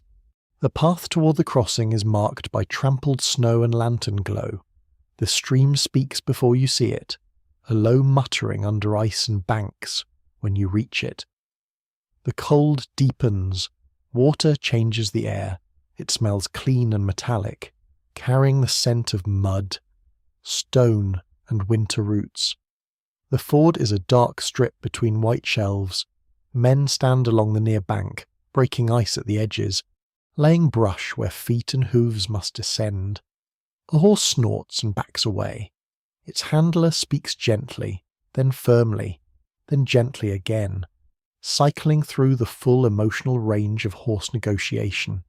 You set your bundle of brush down and help spread it on the slope. It crackles under boots, making a rough mat over slick mud and snow. Not perfect. Nothing tonight is perfect, but better than bare ice. Someone sprinkles sand or gritty earth where it can be scraped. Someone else drives a stake to anchor a rope. The rope will give men something to hold as they cross, and perhaps help guide animals if the current pulls at their legs. No one wants to fall in. That fear sits plainly in every face. Wet clothing in deep winter is not an inconvenience. It is a crisis that begins at the skin and spreads outward through the whole camp. A man pulled from water must be stripped, dried, warmed, and supplied with replacements. If replacements exist, a horse that slips can injure itself, break tack, or panic others. A cot that tips can lose food, gear, and time. The stream is narrow, but it has power. You stand with numb hands on the rope while the first men test the crossing. Water reaches their shins, then knees in the deeper middle. They move slowly, poles probing ahead. One slips, catches the rope, and is hauled upright with a chorus of sharp breaths. He reaches the far bank, soaked but standing. The camp seems to exhale.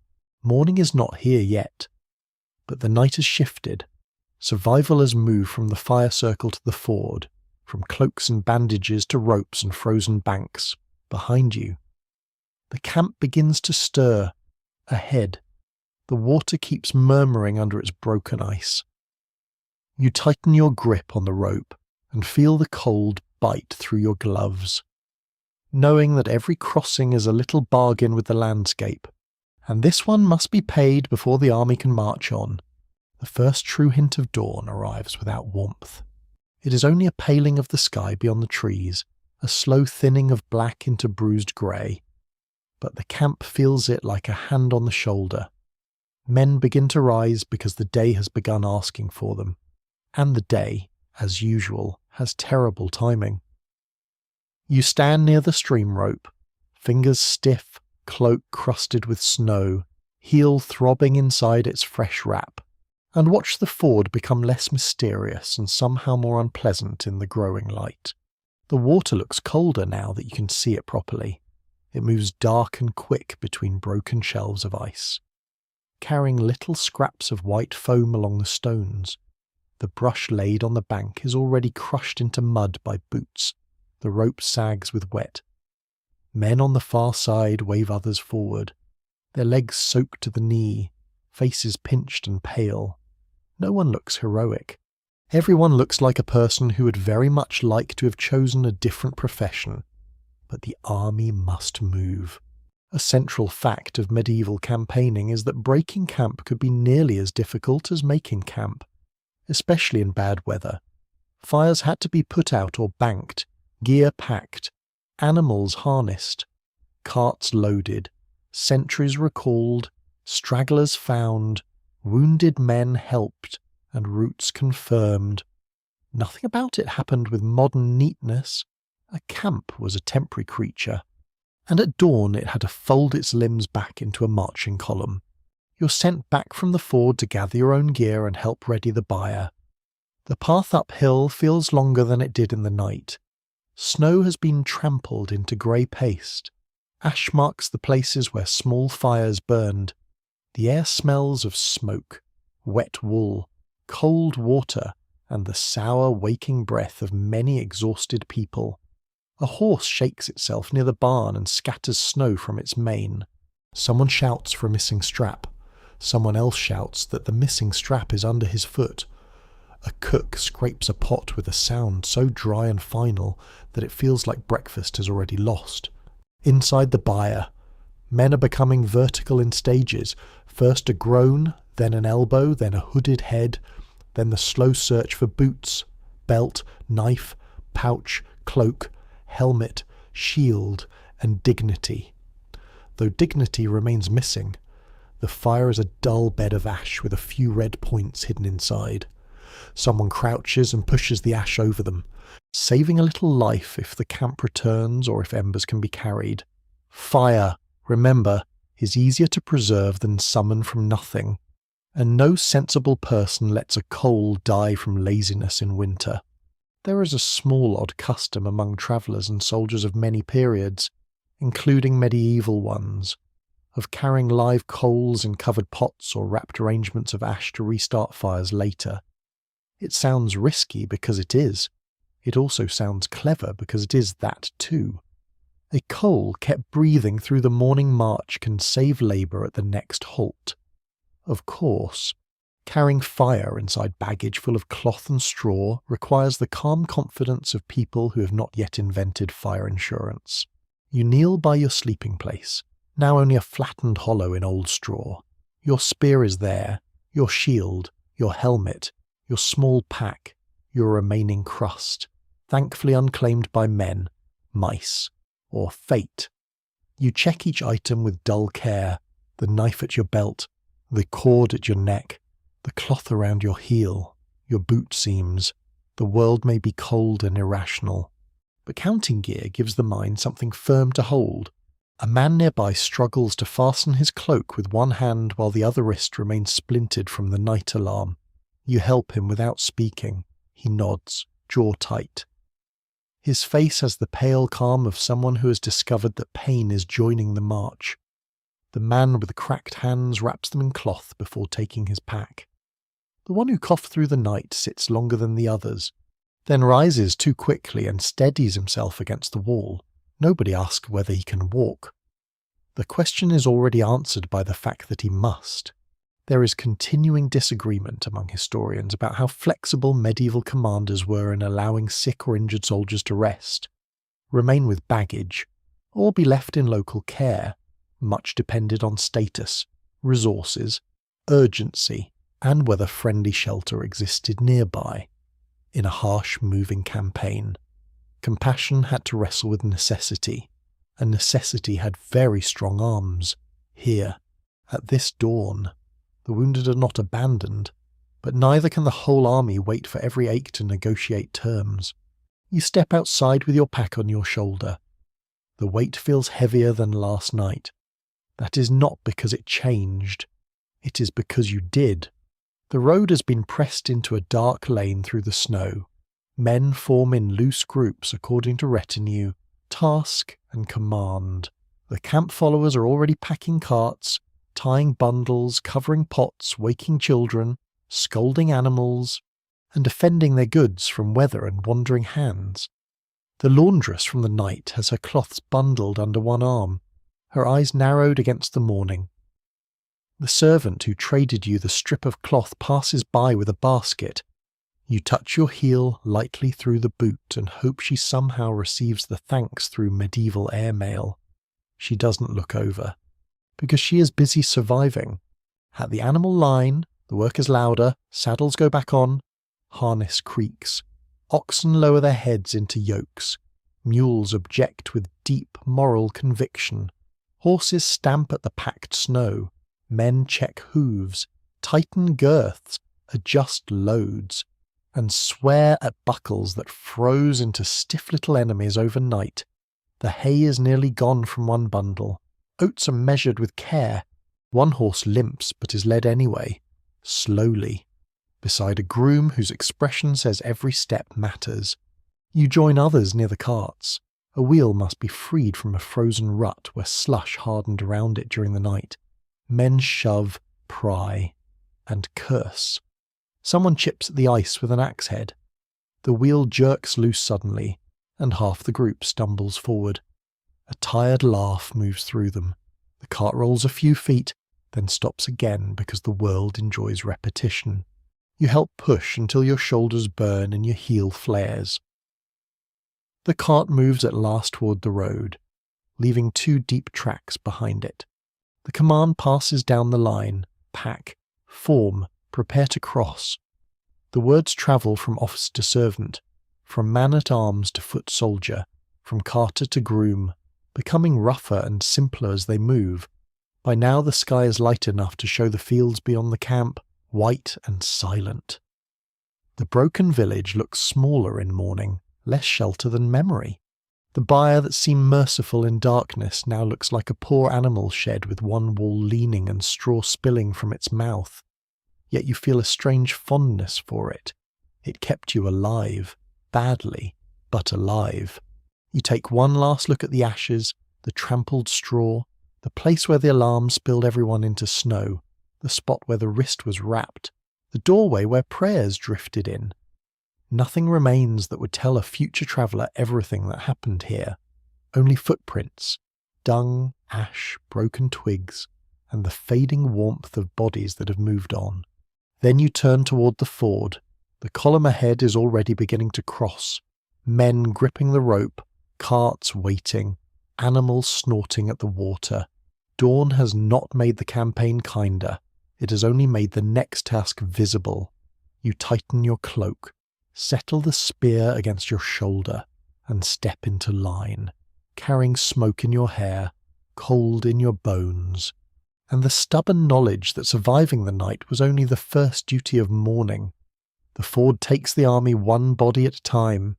You reach the near bank just as the first cart lurches into the water, wheels grinding over hidden stones, ropes pulled tight by men on both sides.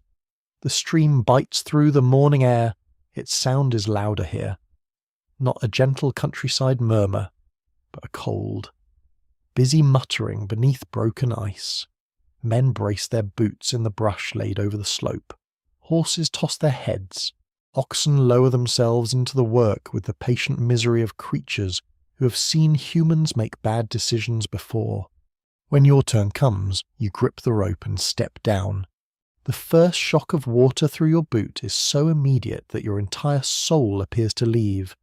Inspect the situation and consider not returning. The stream climbs around your ankles, then up your shins. Your wrapped heel burns. The current pushes at your legs, not strong enough to sweep you away if you move carefully, but strong enough to remind you that balance is a privilege. The stones beneath your soles are slick. You plant your spear butt ahead of you, then shift your weight. One step, pause, another step, breathe, do not hurry. Hurrying is how the stream gets a story to tell. A known feature of medieval travel and warfare is that winter roads could disappear under snow, forcing soldiers to rely on guides, memory, landmarks, old tracks, waterways, ridges, church towers, hedges, and the faint logic of terrain. Once snow covers ruts and paths, the land becomes deceptive. A road may continue beneath a white field. A ditch may hide under smooth powder. A familiar crossing may look like nothing at all. Armies survived by reading the landscape, and sometimes by admitting the landscape was reading them back with a very cold expression. You reach the far bank with soaked legs and a private hatred of water. Men haul you upward by the arm. Mud grabs at your boot. Brush crackles underfoot. You stagger onto the bank and turn to help the next man. The stream takes everyone's dignity and returns only some of it. One soldier slips to one knee, swears softly, and is dragged upright before water reaches his waist. A groom coaxes a horse across with slow words and a tight-lead rope. The horse trembles as the current touches its legs, then lunges forward, nearly knocking two men sideways. Everyone survives. The horse looks offended. Fair enough. The carts are worse. A wheel sticks near the middle where stones shift under the weight. Men on the far bank pull. Men in the water push. The carter shouts instructions nobody appreciates. The oxen strain, steam rising from their shoulders. For several moments, the cart seems fixed to the stream bed by ancient curses. Then it jolts free with a wet crack and rolls upward, spilling water from its spokes. A cheer begins, small and hoarse, then dies quickly because there are more carts waiting. Medieval triumph is often just realizing the next problem has arrived. Once across, the army does not simply march away, it must reform itself. Men gather in clumps, stamping their feet, wringing water from hems, checking packs, counting companions. Animals are steadied, the carts are inspected, wet ropes are coiled, the injured wrist from last night is held close against a chest while its owner pretends not to need help. A servant checks bundles for water damage. The laundress snaps at a soldier who nearly steps on her pack. Morning life resumes, only damper. The road beyond the ford is supposed to turn along wooded lane, but the snow has hidden its edges. The guide points toward a line of trees. Another man argues that the lane lies farther right. A third says both are wrong because the old marker stone should be visible and is not. This is encouraging in the way a leaking boat is encouraging. The commander sends 2 mounted scouts ahead, while footmen are ordered to hold until the route is confirmed. There is a curious little trick travellers used in snowy country, and still use in spirit today, which is to look for the behaviour of vegetation and ground rather than the visible path itself. Hedges often mark field edges. Trees may lean away from prevailing wind. Snow may lie differently where a ditch cuts the earth. A low bank may reveal a lane beneath it. Even animal tracks can hint at safer passage. Of course, animals are not professional cartographers, and following them too confidently can lead you into a thicket, a marsh, or a philosophical crisis. You stand with the column while the scouts vanish into pale woodland. Snow has eased, but mist hangs low over the fields. The world is white, grey, brown, and black, with no kindness wasted on colour. Your wet legs begin to chill. Men stamp, slap their arms, and breathe into their hands. Someone behind you says he can no longer feel his toes.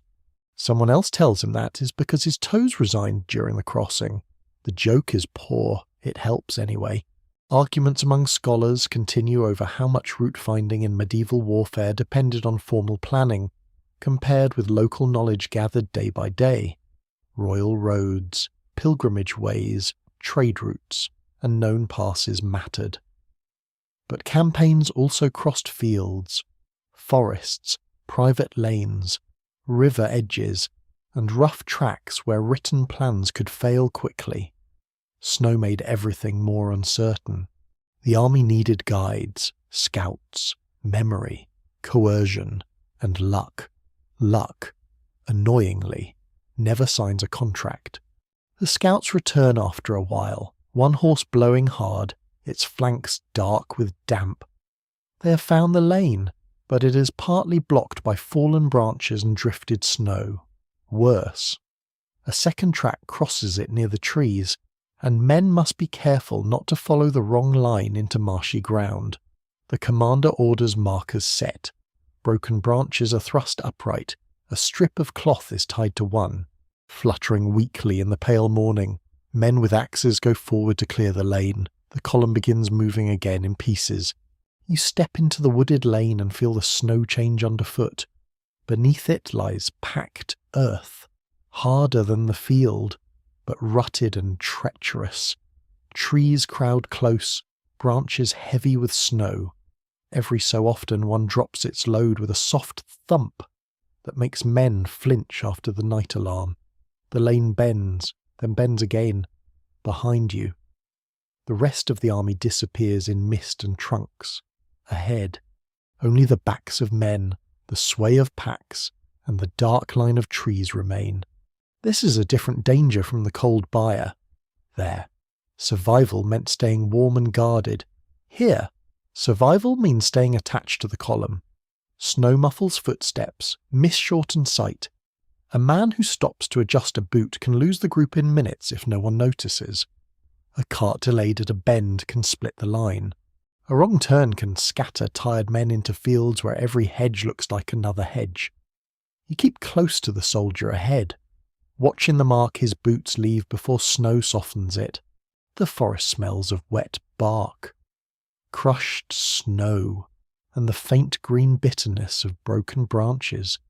Your cloak brushes twigs. Meltwater drops from above onto the back of your neck, which is frankly unnecessary. Somewhere to the left, a bird bursts from a bush, and several men turn their heads sharply. No deer this time, no distant hooves, only morning and nerves. You pass a marker stone half buried under snow. Someone scrapes it clear enough to confirm the road. The guide looks satisfied, perhaps too satisfied. Another cloth strip is tied to a branch for those behind. The army leaves little signs for itself as it moves, like a tired animal shedding clues. Your feet ache with every step, but they move. Your legs are wet, but the walking brings some warmth back. The raw heel complains in rhythm. You answer by placing your foot carefully, avoiding the glassy patches where ice gleams under thin powder. Behind you, the stream is already hidden by trees. Ahead, the lane continues, uncertain but real. And so the night's survival becomes the morning's navigation. You have crossed the water, found the road again, and entered the white maze beyond camp. You're still cold, still hungry, still carrying smoke in your hair. But you're not lost. Not yet. And in a winter campaign. Not lost can feel almost like grace. The lane widens after a while, and the army exhales a little. Not fully. Nobody in a winter campaign exhales fully unless he has reached a warm hall. A full bowl, and perhaps a bed that doesn't contain old straw, damp wool, or another man's elbow. But the trees draw back, the mist thins, and the column finds a steadier rhythm. Boots press into the white track, packs sway, spears tilt and correct themselves. Animals breathe steam into the pale morning. Behind you, the stream, the byre, the alarm, and the long cold hours begin to settle into memory, though your heel keeps a detailed personal record. The snow-covered fields open on either side, quiet and wide. A few black crows lift from a hedge and flap across the grey sky. Their calls sound rude but awake, and in a strange way. That helps. The world is still moving. You are still moving. The road. Found again after the ford in the uncertain lane. Continues under your feet. That alone feels like a gift, though a gift wrapped in mud. This is when small comforts begin to matter more than they should. A man near you breaks a crust in two and offers half to the soldier with the wrapped wrist. The piece is hard, nearly frozen, and not large enough to impress anyone. Yet the injured man takes it with a nod that carries more feeling than a speech. He tucks it inside his cheek and softens it slowly. Another soldier passes a small skin of ale along the line. Each man takes only a swallow. The ale is sour, cold and thin, but it washes smoke from the mouth and leaves behind the idea that the body has not been entirely forgotten. One well-documented reality of medieval military life is that morale depended on ordinary routines as much as official command.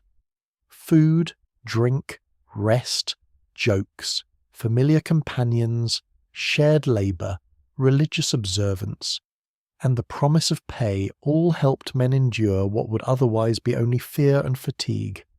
A soldier was not a machine that marched when ordered and slept when dropped. He was a body full of aches, memories, habits, irritations, loyalties, and hopes. Keep those things from breaking. And the army held together a little longer. You notice a man humming ahead of you, not loudly, just a low thread of sound beneath the crunch of boots. Someone joins for a phrase, then another. The tune is simple enough to survive cold lips and tired lungs. It is not a polished song from a courtly chamber. It has the uneven shape of something learned by hearing it near fires, roads, fields, and market days. It rises and falls like walking. The words change depending who sings them. One verse complains about bad bread. Another seems to mention a girl in a village that may or may not exist. A third verse is clearly improper. so it is wisely muttered rather than declared. Because even misery has standards. The tune spreads for a minute, then fades. That is enough. The rhythm has steadied the steps. You feel it in the column, this little invisible stitching. Men who might snap at one another in silence can walk beside a song. It does not remove hunger. It does not heal blisters, but it rounds the edge of the morning. A small, curious survival note appears in the way men carry private tokens. One touches a ring tied inside his glove. Another rubs the handle of a knife worn smooth by years of use. A third has a scrap of bright cloth fastened under his cloak, hidden from snow but not from his fingers. These things may be love tokens, luck pieces, religious reminders, gifts from home, or simply objects that have become familiar through suffering. In a world where so much is wet, cold, borrowed, or commanded, one small thing that belongs to you can feel like a room with a door. You have your own token at your neck, the one you touched when prayer moved through the byre. You do not pull it out, you do not need to. Your fingers find it through the cloth for a moment, then release it. Home is dangerous to remember too brightly, but a dim remembrance can warm without burning. A doorway, a hand at a table, summer dust, bread that didn't need to be guarded from thieves, mice, or your own future hunger. You let the images pass like smoke. The column halts briefly near a low rise while scouts check the next stretch of road. Men sink onto packs, stones, logs, anything that is not simply snow. Nobody's ordered to relax, so everyone does it urgently. You sit on the edge of a cart track and lift one foot slightly to ease your heel. The strip of cloth is still holding. Wet, yes. Dirty, yes, but holding. Remember the servant near the carts, the cold bit of cheese, and the little exchange made in smoke and snow. That scrap now feels like a tiny treaty between misery and usefulness. Near the carts, the laundress from the night warms her hands around a cup. She speaks to another woman, and both laugh quietly at something you cannot hear. Their laughter is not bright, not careless, but it surprises the morning. A child peeks from under a cart cover and is given a crumb. The merchant checks his pack again, then looks offended to find it still present, as if theft would have at least confirmed his opinion of humanity. The smith walks with a bundle of tools over his shoulder, each step making a soft clink. These small sounds tell you the moving world behind the soldiers has survived too. Researchers remain divided about how often we can recover the emotional lives of ordinary medieval soldiers from sources written mostly by clerics, nobles, officials, and chroniclers. Accounts may mention battles, commanders, pay, weather, miracles, and disasters, while the little comforts disappear between the lines. Yet those little comforts must have existed because humans do not stop being human when the archive becomes quiet. Men joked, they sang, they traded, they complained, they missed people, they saved crusts, they touched charms, they slept badly and woke anyway. Someone produces a handful of nuts, or perhaps dried peas roasted hard enough to crack teeth if treated without respect. They pass from palm to palm. You receive two, a banquet fit for a very small king. You eat one immediately and save the other inside your pouch because the future is greedy and should be bribed early. The taste is earthy and plain, but chewing gives your jaw something to do besides clench against cold. The halt ends. Of course it does. Comfort in camp or on road is always temporary, like a polite visitor who refuses to stay for supper. Men rise with groans that roll down the line. Packs are lifted, spears tilt, animals are urged forward. The cartwheels begin their slow complaint again. You stand carefully, testing the heel, then step back into the track. The song returns, softer this time. A different voice starts it. The words are half lost under the wind, but the rhythm reaches you. Step, breath, around you. Men carry their injuries, their charms, their jokes, their crusts, their poor sleep, and their stubborn little sparks of cheer. The road ahead remains white and uncertain, but the morning has given you proof that survival is not made only of endurance. Sometimes it is made of half a crust, a bad joke, a shared song, a dry strip of cloth, and the simple mercy of someone walking close enough that you do not feel alone. The morning road lengthens, yet somehow the night has not entirely released you. It lingers in the body. It lives in the ache behind your knees, in the sour smoke caught in your hair, in the damp weight of your cloak, in the raw heel that answers every step like a tiny angry bell. The sky has brightened, but the light remains flat and cold, spread thinly across snowfields, hedges, and the dark edges of woodland. The army moves through it like a tired animal, long-backed and steaming, pulling its carts, guarding its baggage, carrying its wounds forward because there is nowhere else to put them. After the small halt, the song fades, the crust is eaten, the jokes become rarer. Even the bad ones require energy, and energy is being spent on walking. The line narrows where the road passes between raised banks. Snow sits thick on the hedge tops, branches scratch at cloaks and spear shafts. The air smells of wet bark, horse breath, churned mud, and the faint iron tang of cold. You follow the boots ahead of you. Step into the pressed marks. Avoid the glassy shine of ice where cartwheels have polished the track. This is the long watch after morning, and it feels strangely like the darkest hour of night. Not because the sun is absent, but because the body has used up the emergency strength that carried it through alarm, ford, and departure. In the byre, fear kept you ready. At the stream, cold water shocked you awake. Now there is only the steady demand of distance. Step, breath, step, breath. Medieval campaigns were often won or lost not only in battle, but in the ability to keep men moving while tired, hungry, cold, and uncertain. Endurance was not decorative, it was strategy with sore feet. You begin counting things without meaning to. 10 steps to the crooked tree, 20 to the next cart rut, 100 before you adjust your pack again. The mind does this when the road grows long. It makes little fences across time. Reach that stone. Reach that bend. Reach that clump of birch. Do not think about the whole day. Whole days are too large. Think about the next stretch of snow where the cartwheel has crushed the surface and the footing looks firm. The column pauses again. Not officially, but because a cart ahead sinks into a rut hidden beneath white. The halt ripples backward. Men stop, sway, and stand. Standing is worse than walking now, because wet cloth cools quickly when the body stills. You stamp your feet, then regret it as your heel flares. The man beside you rubs his hands under his arms. Another bends forward with his palms on his knees, breathing like a bellows with opinions. Ahead! Men unload part of the cart to lighten it. Sacks come down, a chest, a bundle of tools.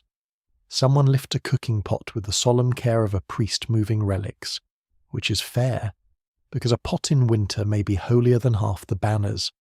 Oxen strain, wheels grind. Men push from behind, shoulders against wood, boots sliding. The cart comes free with a wet lurch, and everyone loads it again in silence. Nobody cheers. Cheering was available earlier, has now been rationed. A curious little habit of marching men is the way they become protective of small rhythms. A man may tap his fingers against his belt in time with his steps. Another may mutter a prayer on every difficult rise. Someone may count breaths, or repeat a phrase from a song, or keep his eyes fixed on the swaying pack of the man ahead. These are not grand customs carved into law. They are private machines for continuing. You find yourself breathing in for 3 steps, out for 3 steps, and when the rhythm breaks, you feel briefly annoyed at the road, as if the road has been rude on purpose. The road climbs, slowly but enough. Your calves burn. The snow thins under trees and thickens again in open patches. A crow watches from a branch, black against white. Looking far too comfortable for a creature with bare feet, you decide not to respect it. The army pulls itself upward by habit and command. Men lean forward, horses lower their heads, carts groan as if remembering every sin committed by their makers. There is continuing debate among scholars about how far ordinary soldiers understood the larger aims of the campaigns they served in. Some may have known the Lord, the enemy, the pay, the route, and the immediate objective. Others may have understood only fragments, shaped by rumour, duty, fear, and hope of reward, from inside the march. A large purpose can shrink until it becomes almost invisible. You may be part of a war over land, crown, debt, insult, inheritance, or alliance. Yet for this hour, the purpose is simpler. Reach the top of the rise without falling. Keep your spear. Keep your place. Keep warmth in the body if any remains to keep. At the ridge. The line slows again. The view opens. Below lies a shallow valley, white under mist, with a dark ribbon of road curling toward another stand of trees. Smoke rises faintly somewhere far off, perhaps from a village, perhaps from charcoal burners, perhaps from another camp. Everyone notices it. Smoke means people, fuel, buildings, food, danger, shelter, news, or all of these tangled together. Smoke is hope with teeth. A murmur moves through the men, some lift their heads. The injured soldier with the bound wrist squints toward the distance. A carter says there may be a mill. Someone else says mills have roofs. Another says roofs have owners. A third says owners can be persuaded, which is a very gentle way of describing medieval military negotiation. For the first time in a while, the column carries a faint quickening, not joy, not yet, but the possibility of another halt, another wall, another fire before night. Still, the valley is farther than it looks. Distances and snow lie politely. The smoke may be several miles away, hidden behind folds of land. The road may bend twice before it reaches anything useful. The enemy may know the place too. The commander sends scouts forward, and the column waits on the ridge, exposed to wind. The cold cuts through your damp leggings and climbs your spine. You pull your cloak tight and lower your chin. The waiting becomes its own watch. You listen to the wind move across the ridge. You hear leather creak, a horse blow, a man cough, a cart rope snap tight, snow sliding from a branch. Every sound is clear in the open air. The night's alarm has trained you too well. A bird startles from the hedge and half the line looks toward it. No one laughs this time. Tired fear has poor manners and a long memory. The scouts return with news. The road is passable. The smoke belongs to a small settlement near a mill stream. There are buildings, though not enough for all. There may be stores, though no one knows how much. The commander orders the column onward, and the ridge begins to empty into movement again. You step forward, down toward the valley, feeling the pull of gravity in your sore knees. The longest watch is not always the one in darkness. Sometimes it's this, the hour after survival. When the body must continue without applause, when every small comfort has been used and every next promise remains distant. Yet you move. The man beside you moves, the carts move, the animals move. The whole cold, smoky, aching world of the army descends toward that thin line of smoke, carrying last night inside it and hoping the next night will be kinder. Though no one is foolish enough to rely on kindness, the valley receives the army slowly, as if it is not sure it wants the burden. You descend from the ridge in a long broken line, boots sliding where snow has covered loose stones, carts creaking behind you, animals breathing clouds into the pale air. The smoke you saw from above rises thicker now, darker against the low sky, and the smell of it reaches you before the buildings do. Wood smoke, damp thatch, perhaps cooking. Perhaps only hearths kept alive through a bitter morning. After the frozen stream, the hidden road, the long climb, and the watchful ridge, that smell feels almost gentle. Almost, you have learned not to trust comfort too quickly. The settlement appears near a mill stream. Smaller than hope made it from the ridge. A few timber houses stand along a narrow lane. A mill crouches beside the water, its wheels stiff with ice at the edges. There is a barn, several sheds, a little chapel with a roof white under snow, and fields folded around everything like sleeping cloth. People have seen you coming. Of course they have. An army's difficult to miss, even when tired. A dog barks once, then seems to reconsider the scale of its ambition. A grounded piece of medieval military history is that armies often depended on settlements for shelter, food, information, repairs, fodder, and warmth, especially in winter. Sometimes this came through payment, agreement, royal authority, noble rights, or local obligation. Sometimes it came through fear and force. The difference mattered greatly to the people watching soldiers enter their lane. To you, cold and hungry, the settlement means roofs, straw, water, fuel, perhaps bread. To them, you may mean loss, danger, and another night of counting what remains. The commander's men go forward first. Voices rise near the mill. A local man, wrapped in a rough cloak, gestures sharply at the barn and shakes his head. A soldier gestures back with equal conviction. The chaplain stands nearby, perhaps softening the exchange, perhaps only witnessing it.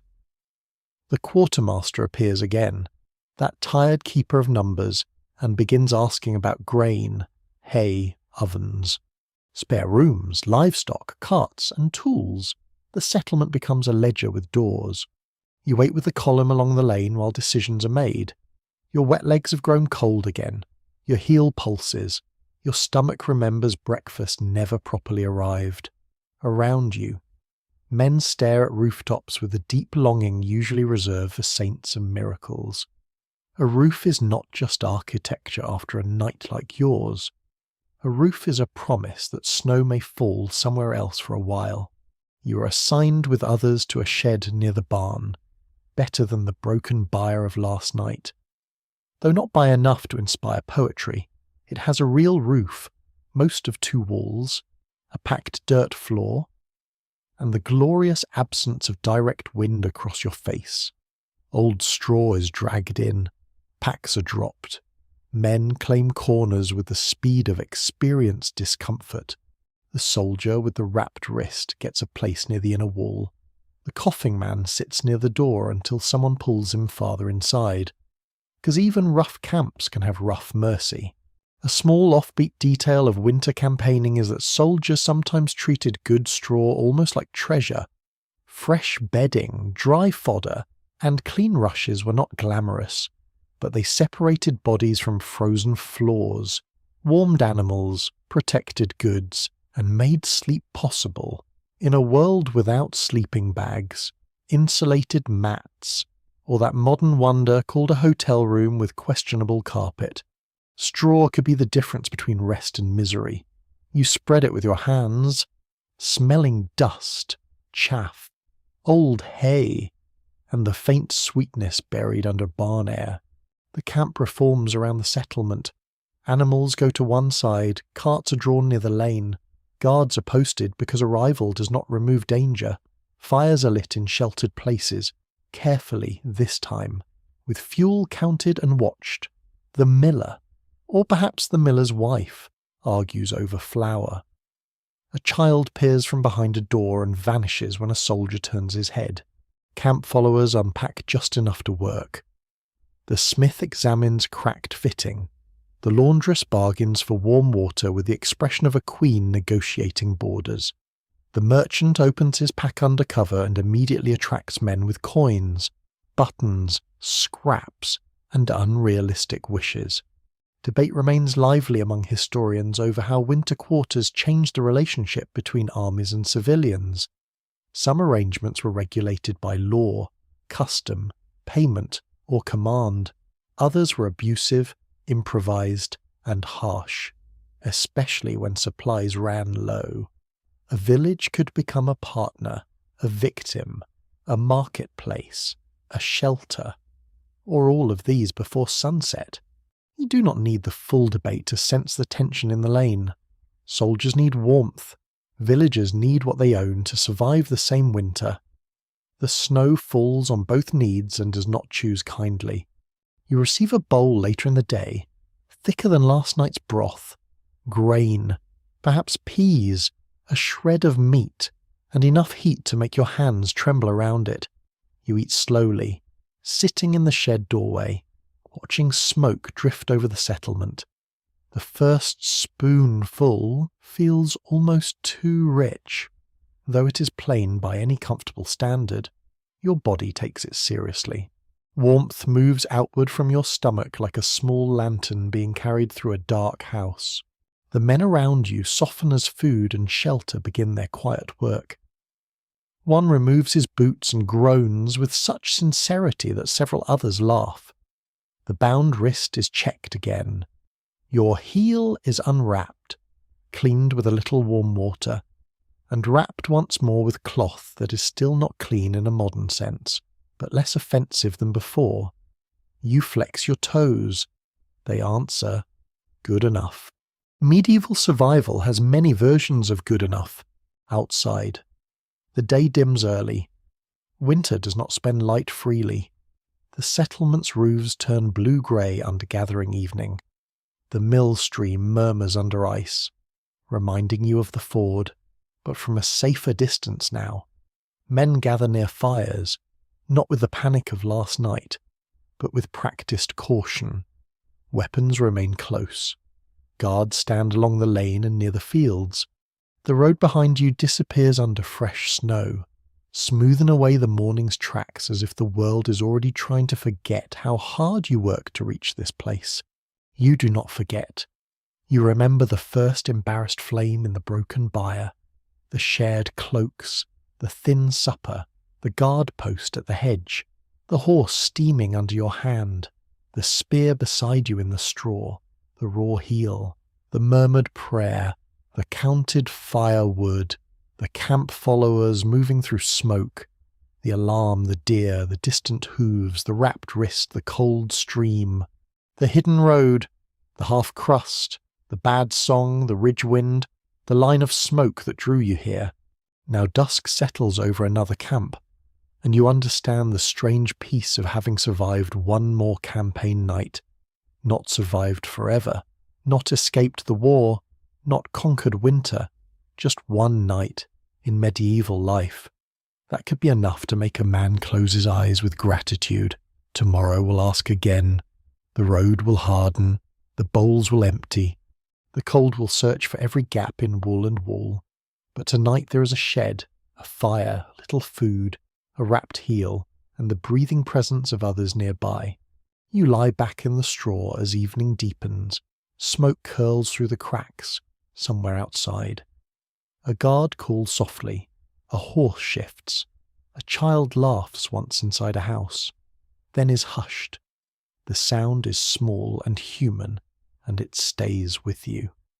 You pull the cloak under your chin. Place your spear where your hand can find it, and let the warmth of the day's last bowl fade slowly inside you. Like an ember hidden under ash, and now the pace softens. The camp grows quieter, not silent, never silent, but quieter in the way tired places become gentle with themselves. The fires settle into red hearts beneath pale smoke. Snow moves down through the dusk without hurry, touching roofs, carts, hedges, helmets, and folded cloaks. You no longer need to follow the whole road in your mind. You can let go piece by piece. The ford can grow distant. The ridge can sink into mist. The broken byre can remain where it belongs, behind you, holding only ashes and prints in old straw. Your breathing slows in this final image. You're not marching. You're not standing watch. You're not counting fuel or tightening frozen straps. You're only resting inside a small pocket of borrowed safety, among people who have carried the same cold and found the same fragile warmth. The night outside may be wide, but it does not need all of you now. Let the sentries keep their soft calls. Let the horses breathe steam into the dark, let the mill stream whisper beneath its ice. The pass fades into snow and smoke, your hands loosen, your shoulders sink. The wool at your chin is rough, but warm enough. The straw beneath you is humble, but kind enough. The fire is low, but alive enough, and for this one quiet breath, that is enough, so rest now. The winter road can wait beyond the fields. The army can wait inside its dreams. The snow can fall as softly as a whisper of the medieval night, covering fear, footprints, and ashes alike, until all that remains is the slow red glow of the hearth, the hush of breathing, and the gentle darkness closing around you. Sweet dreams.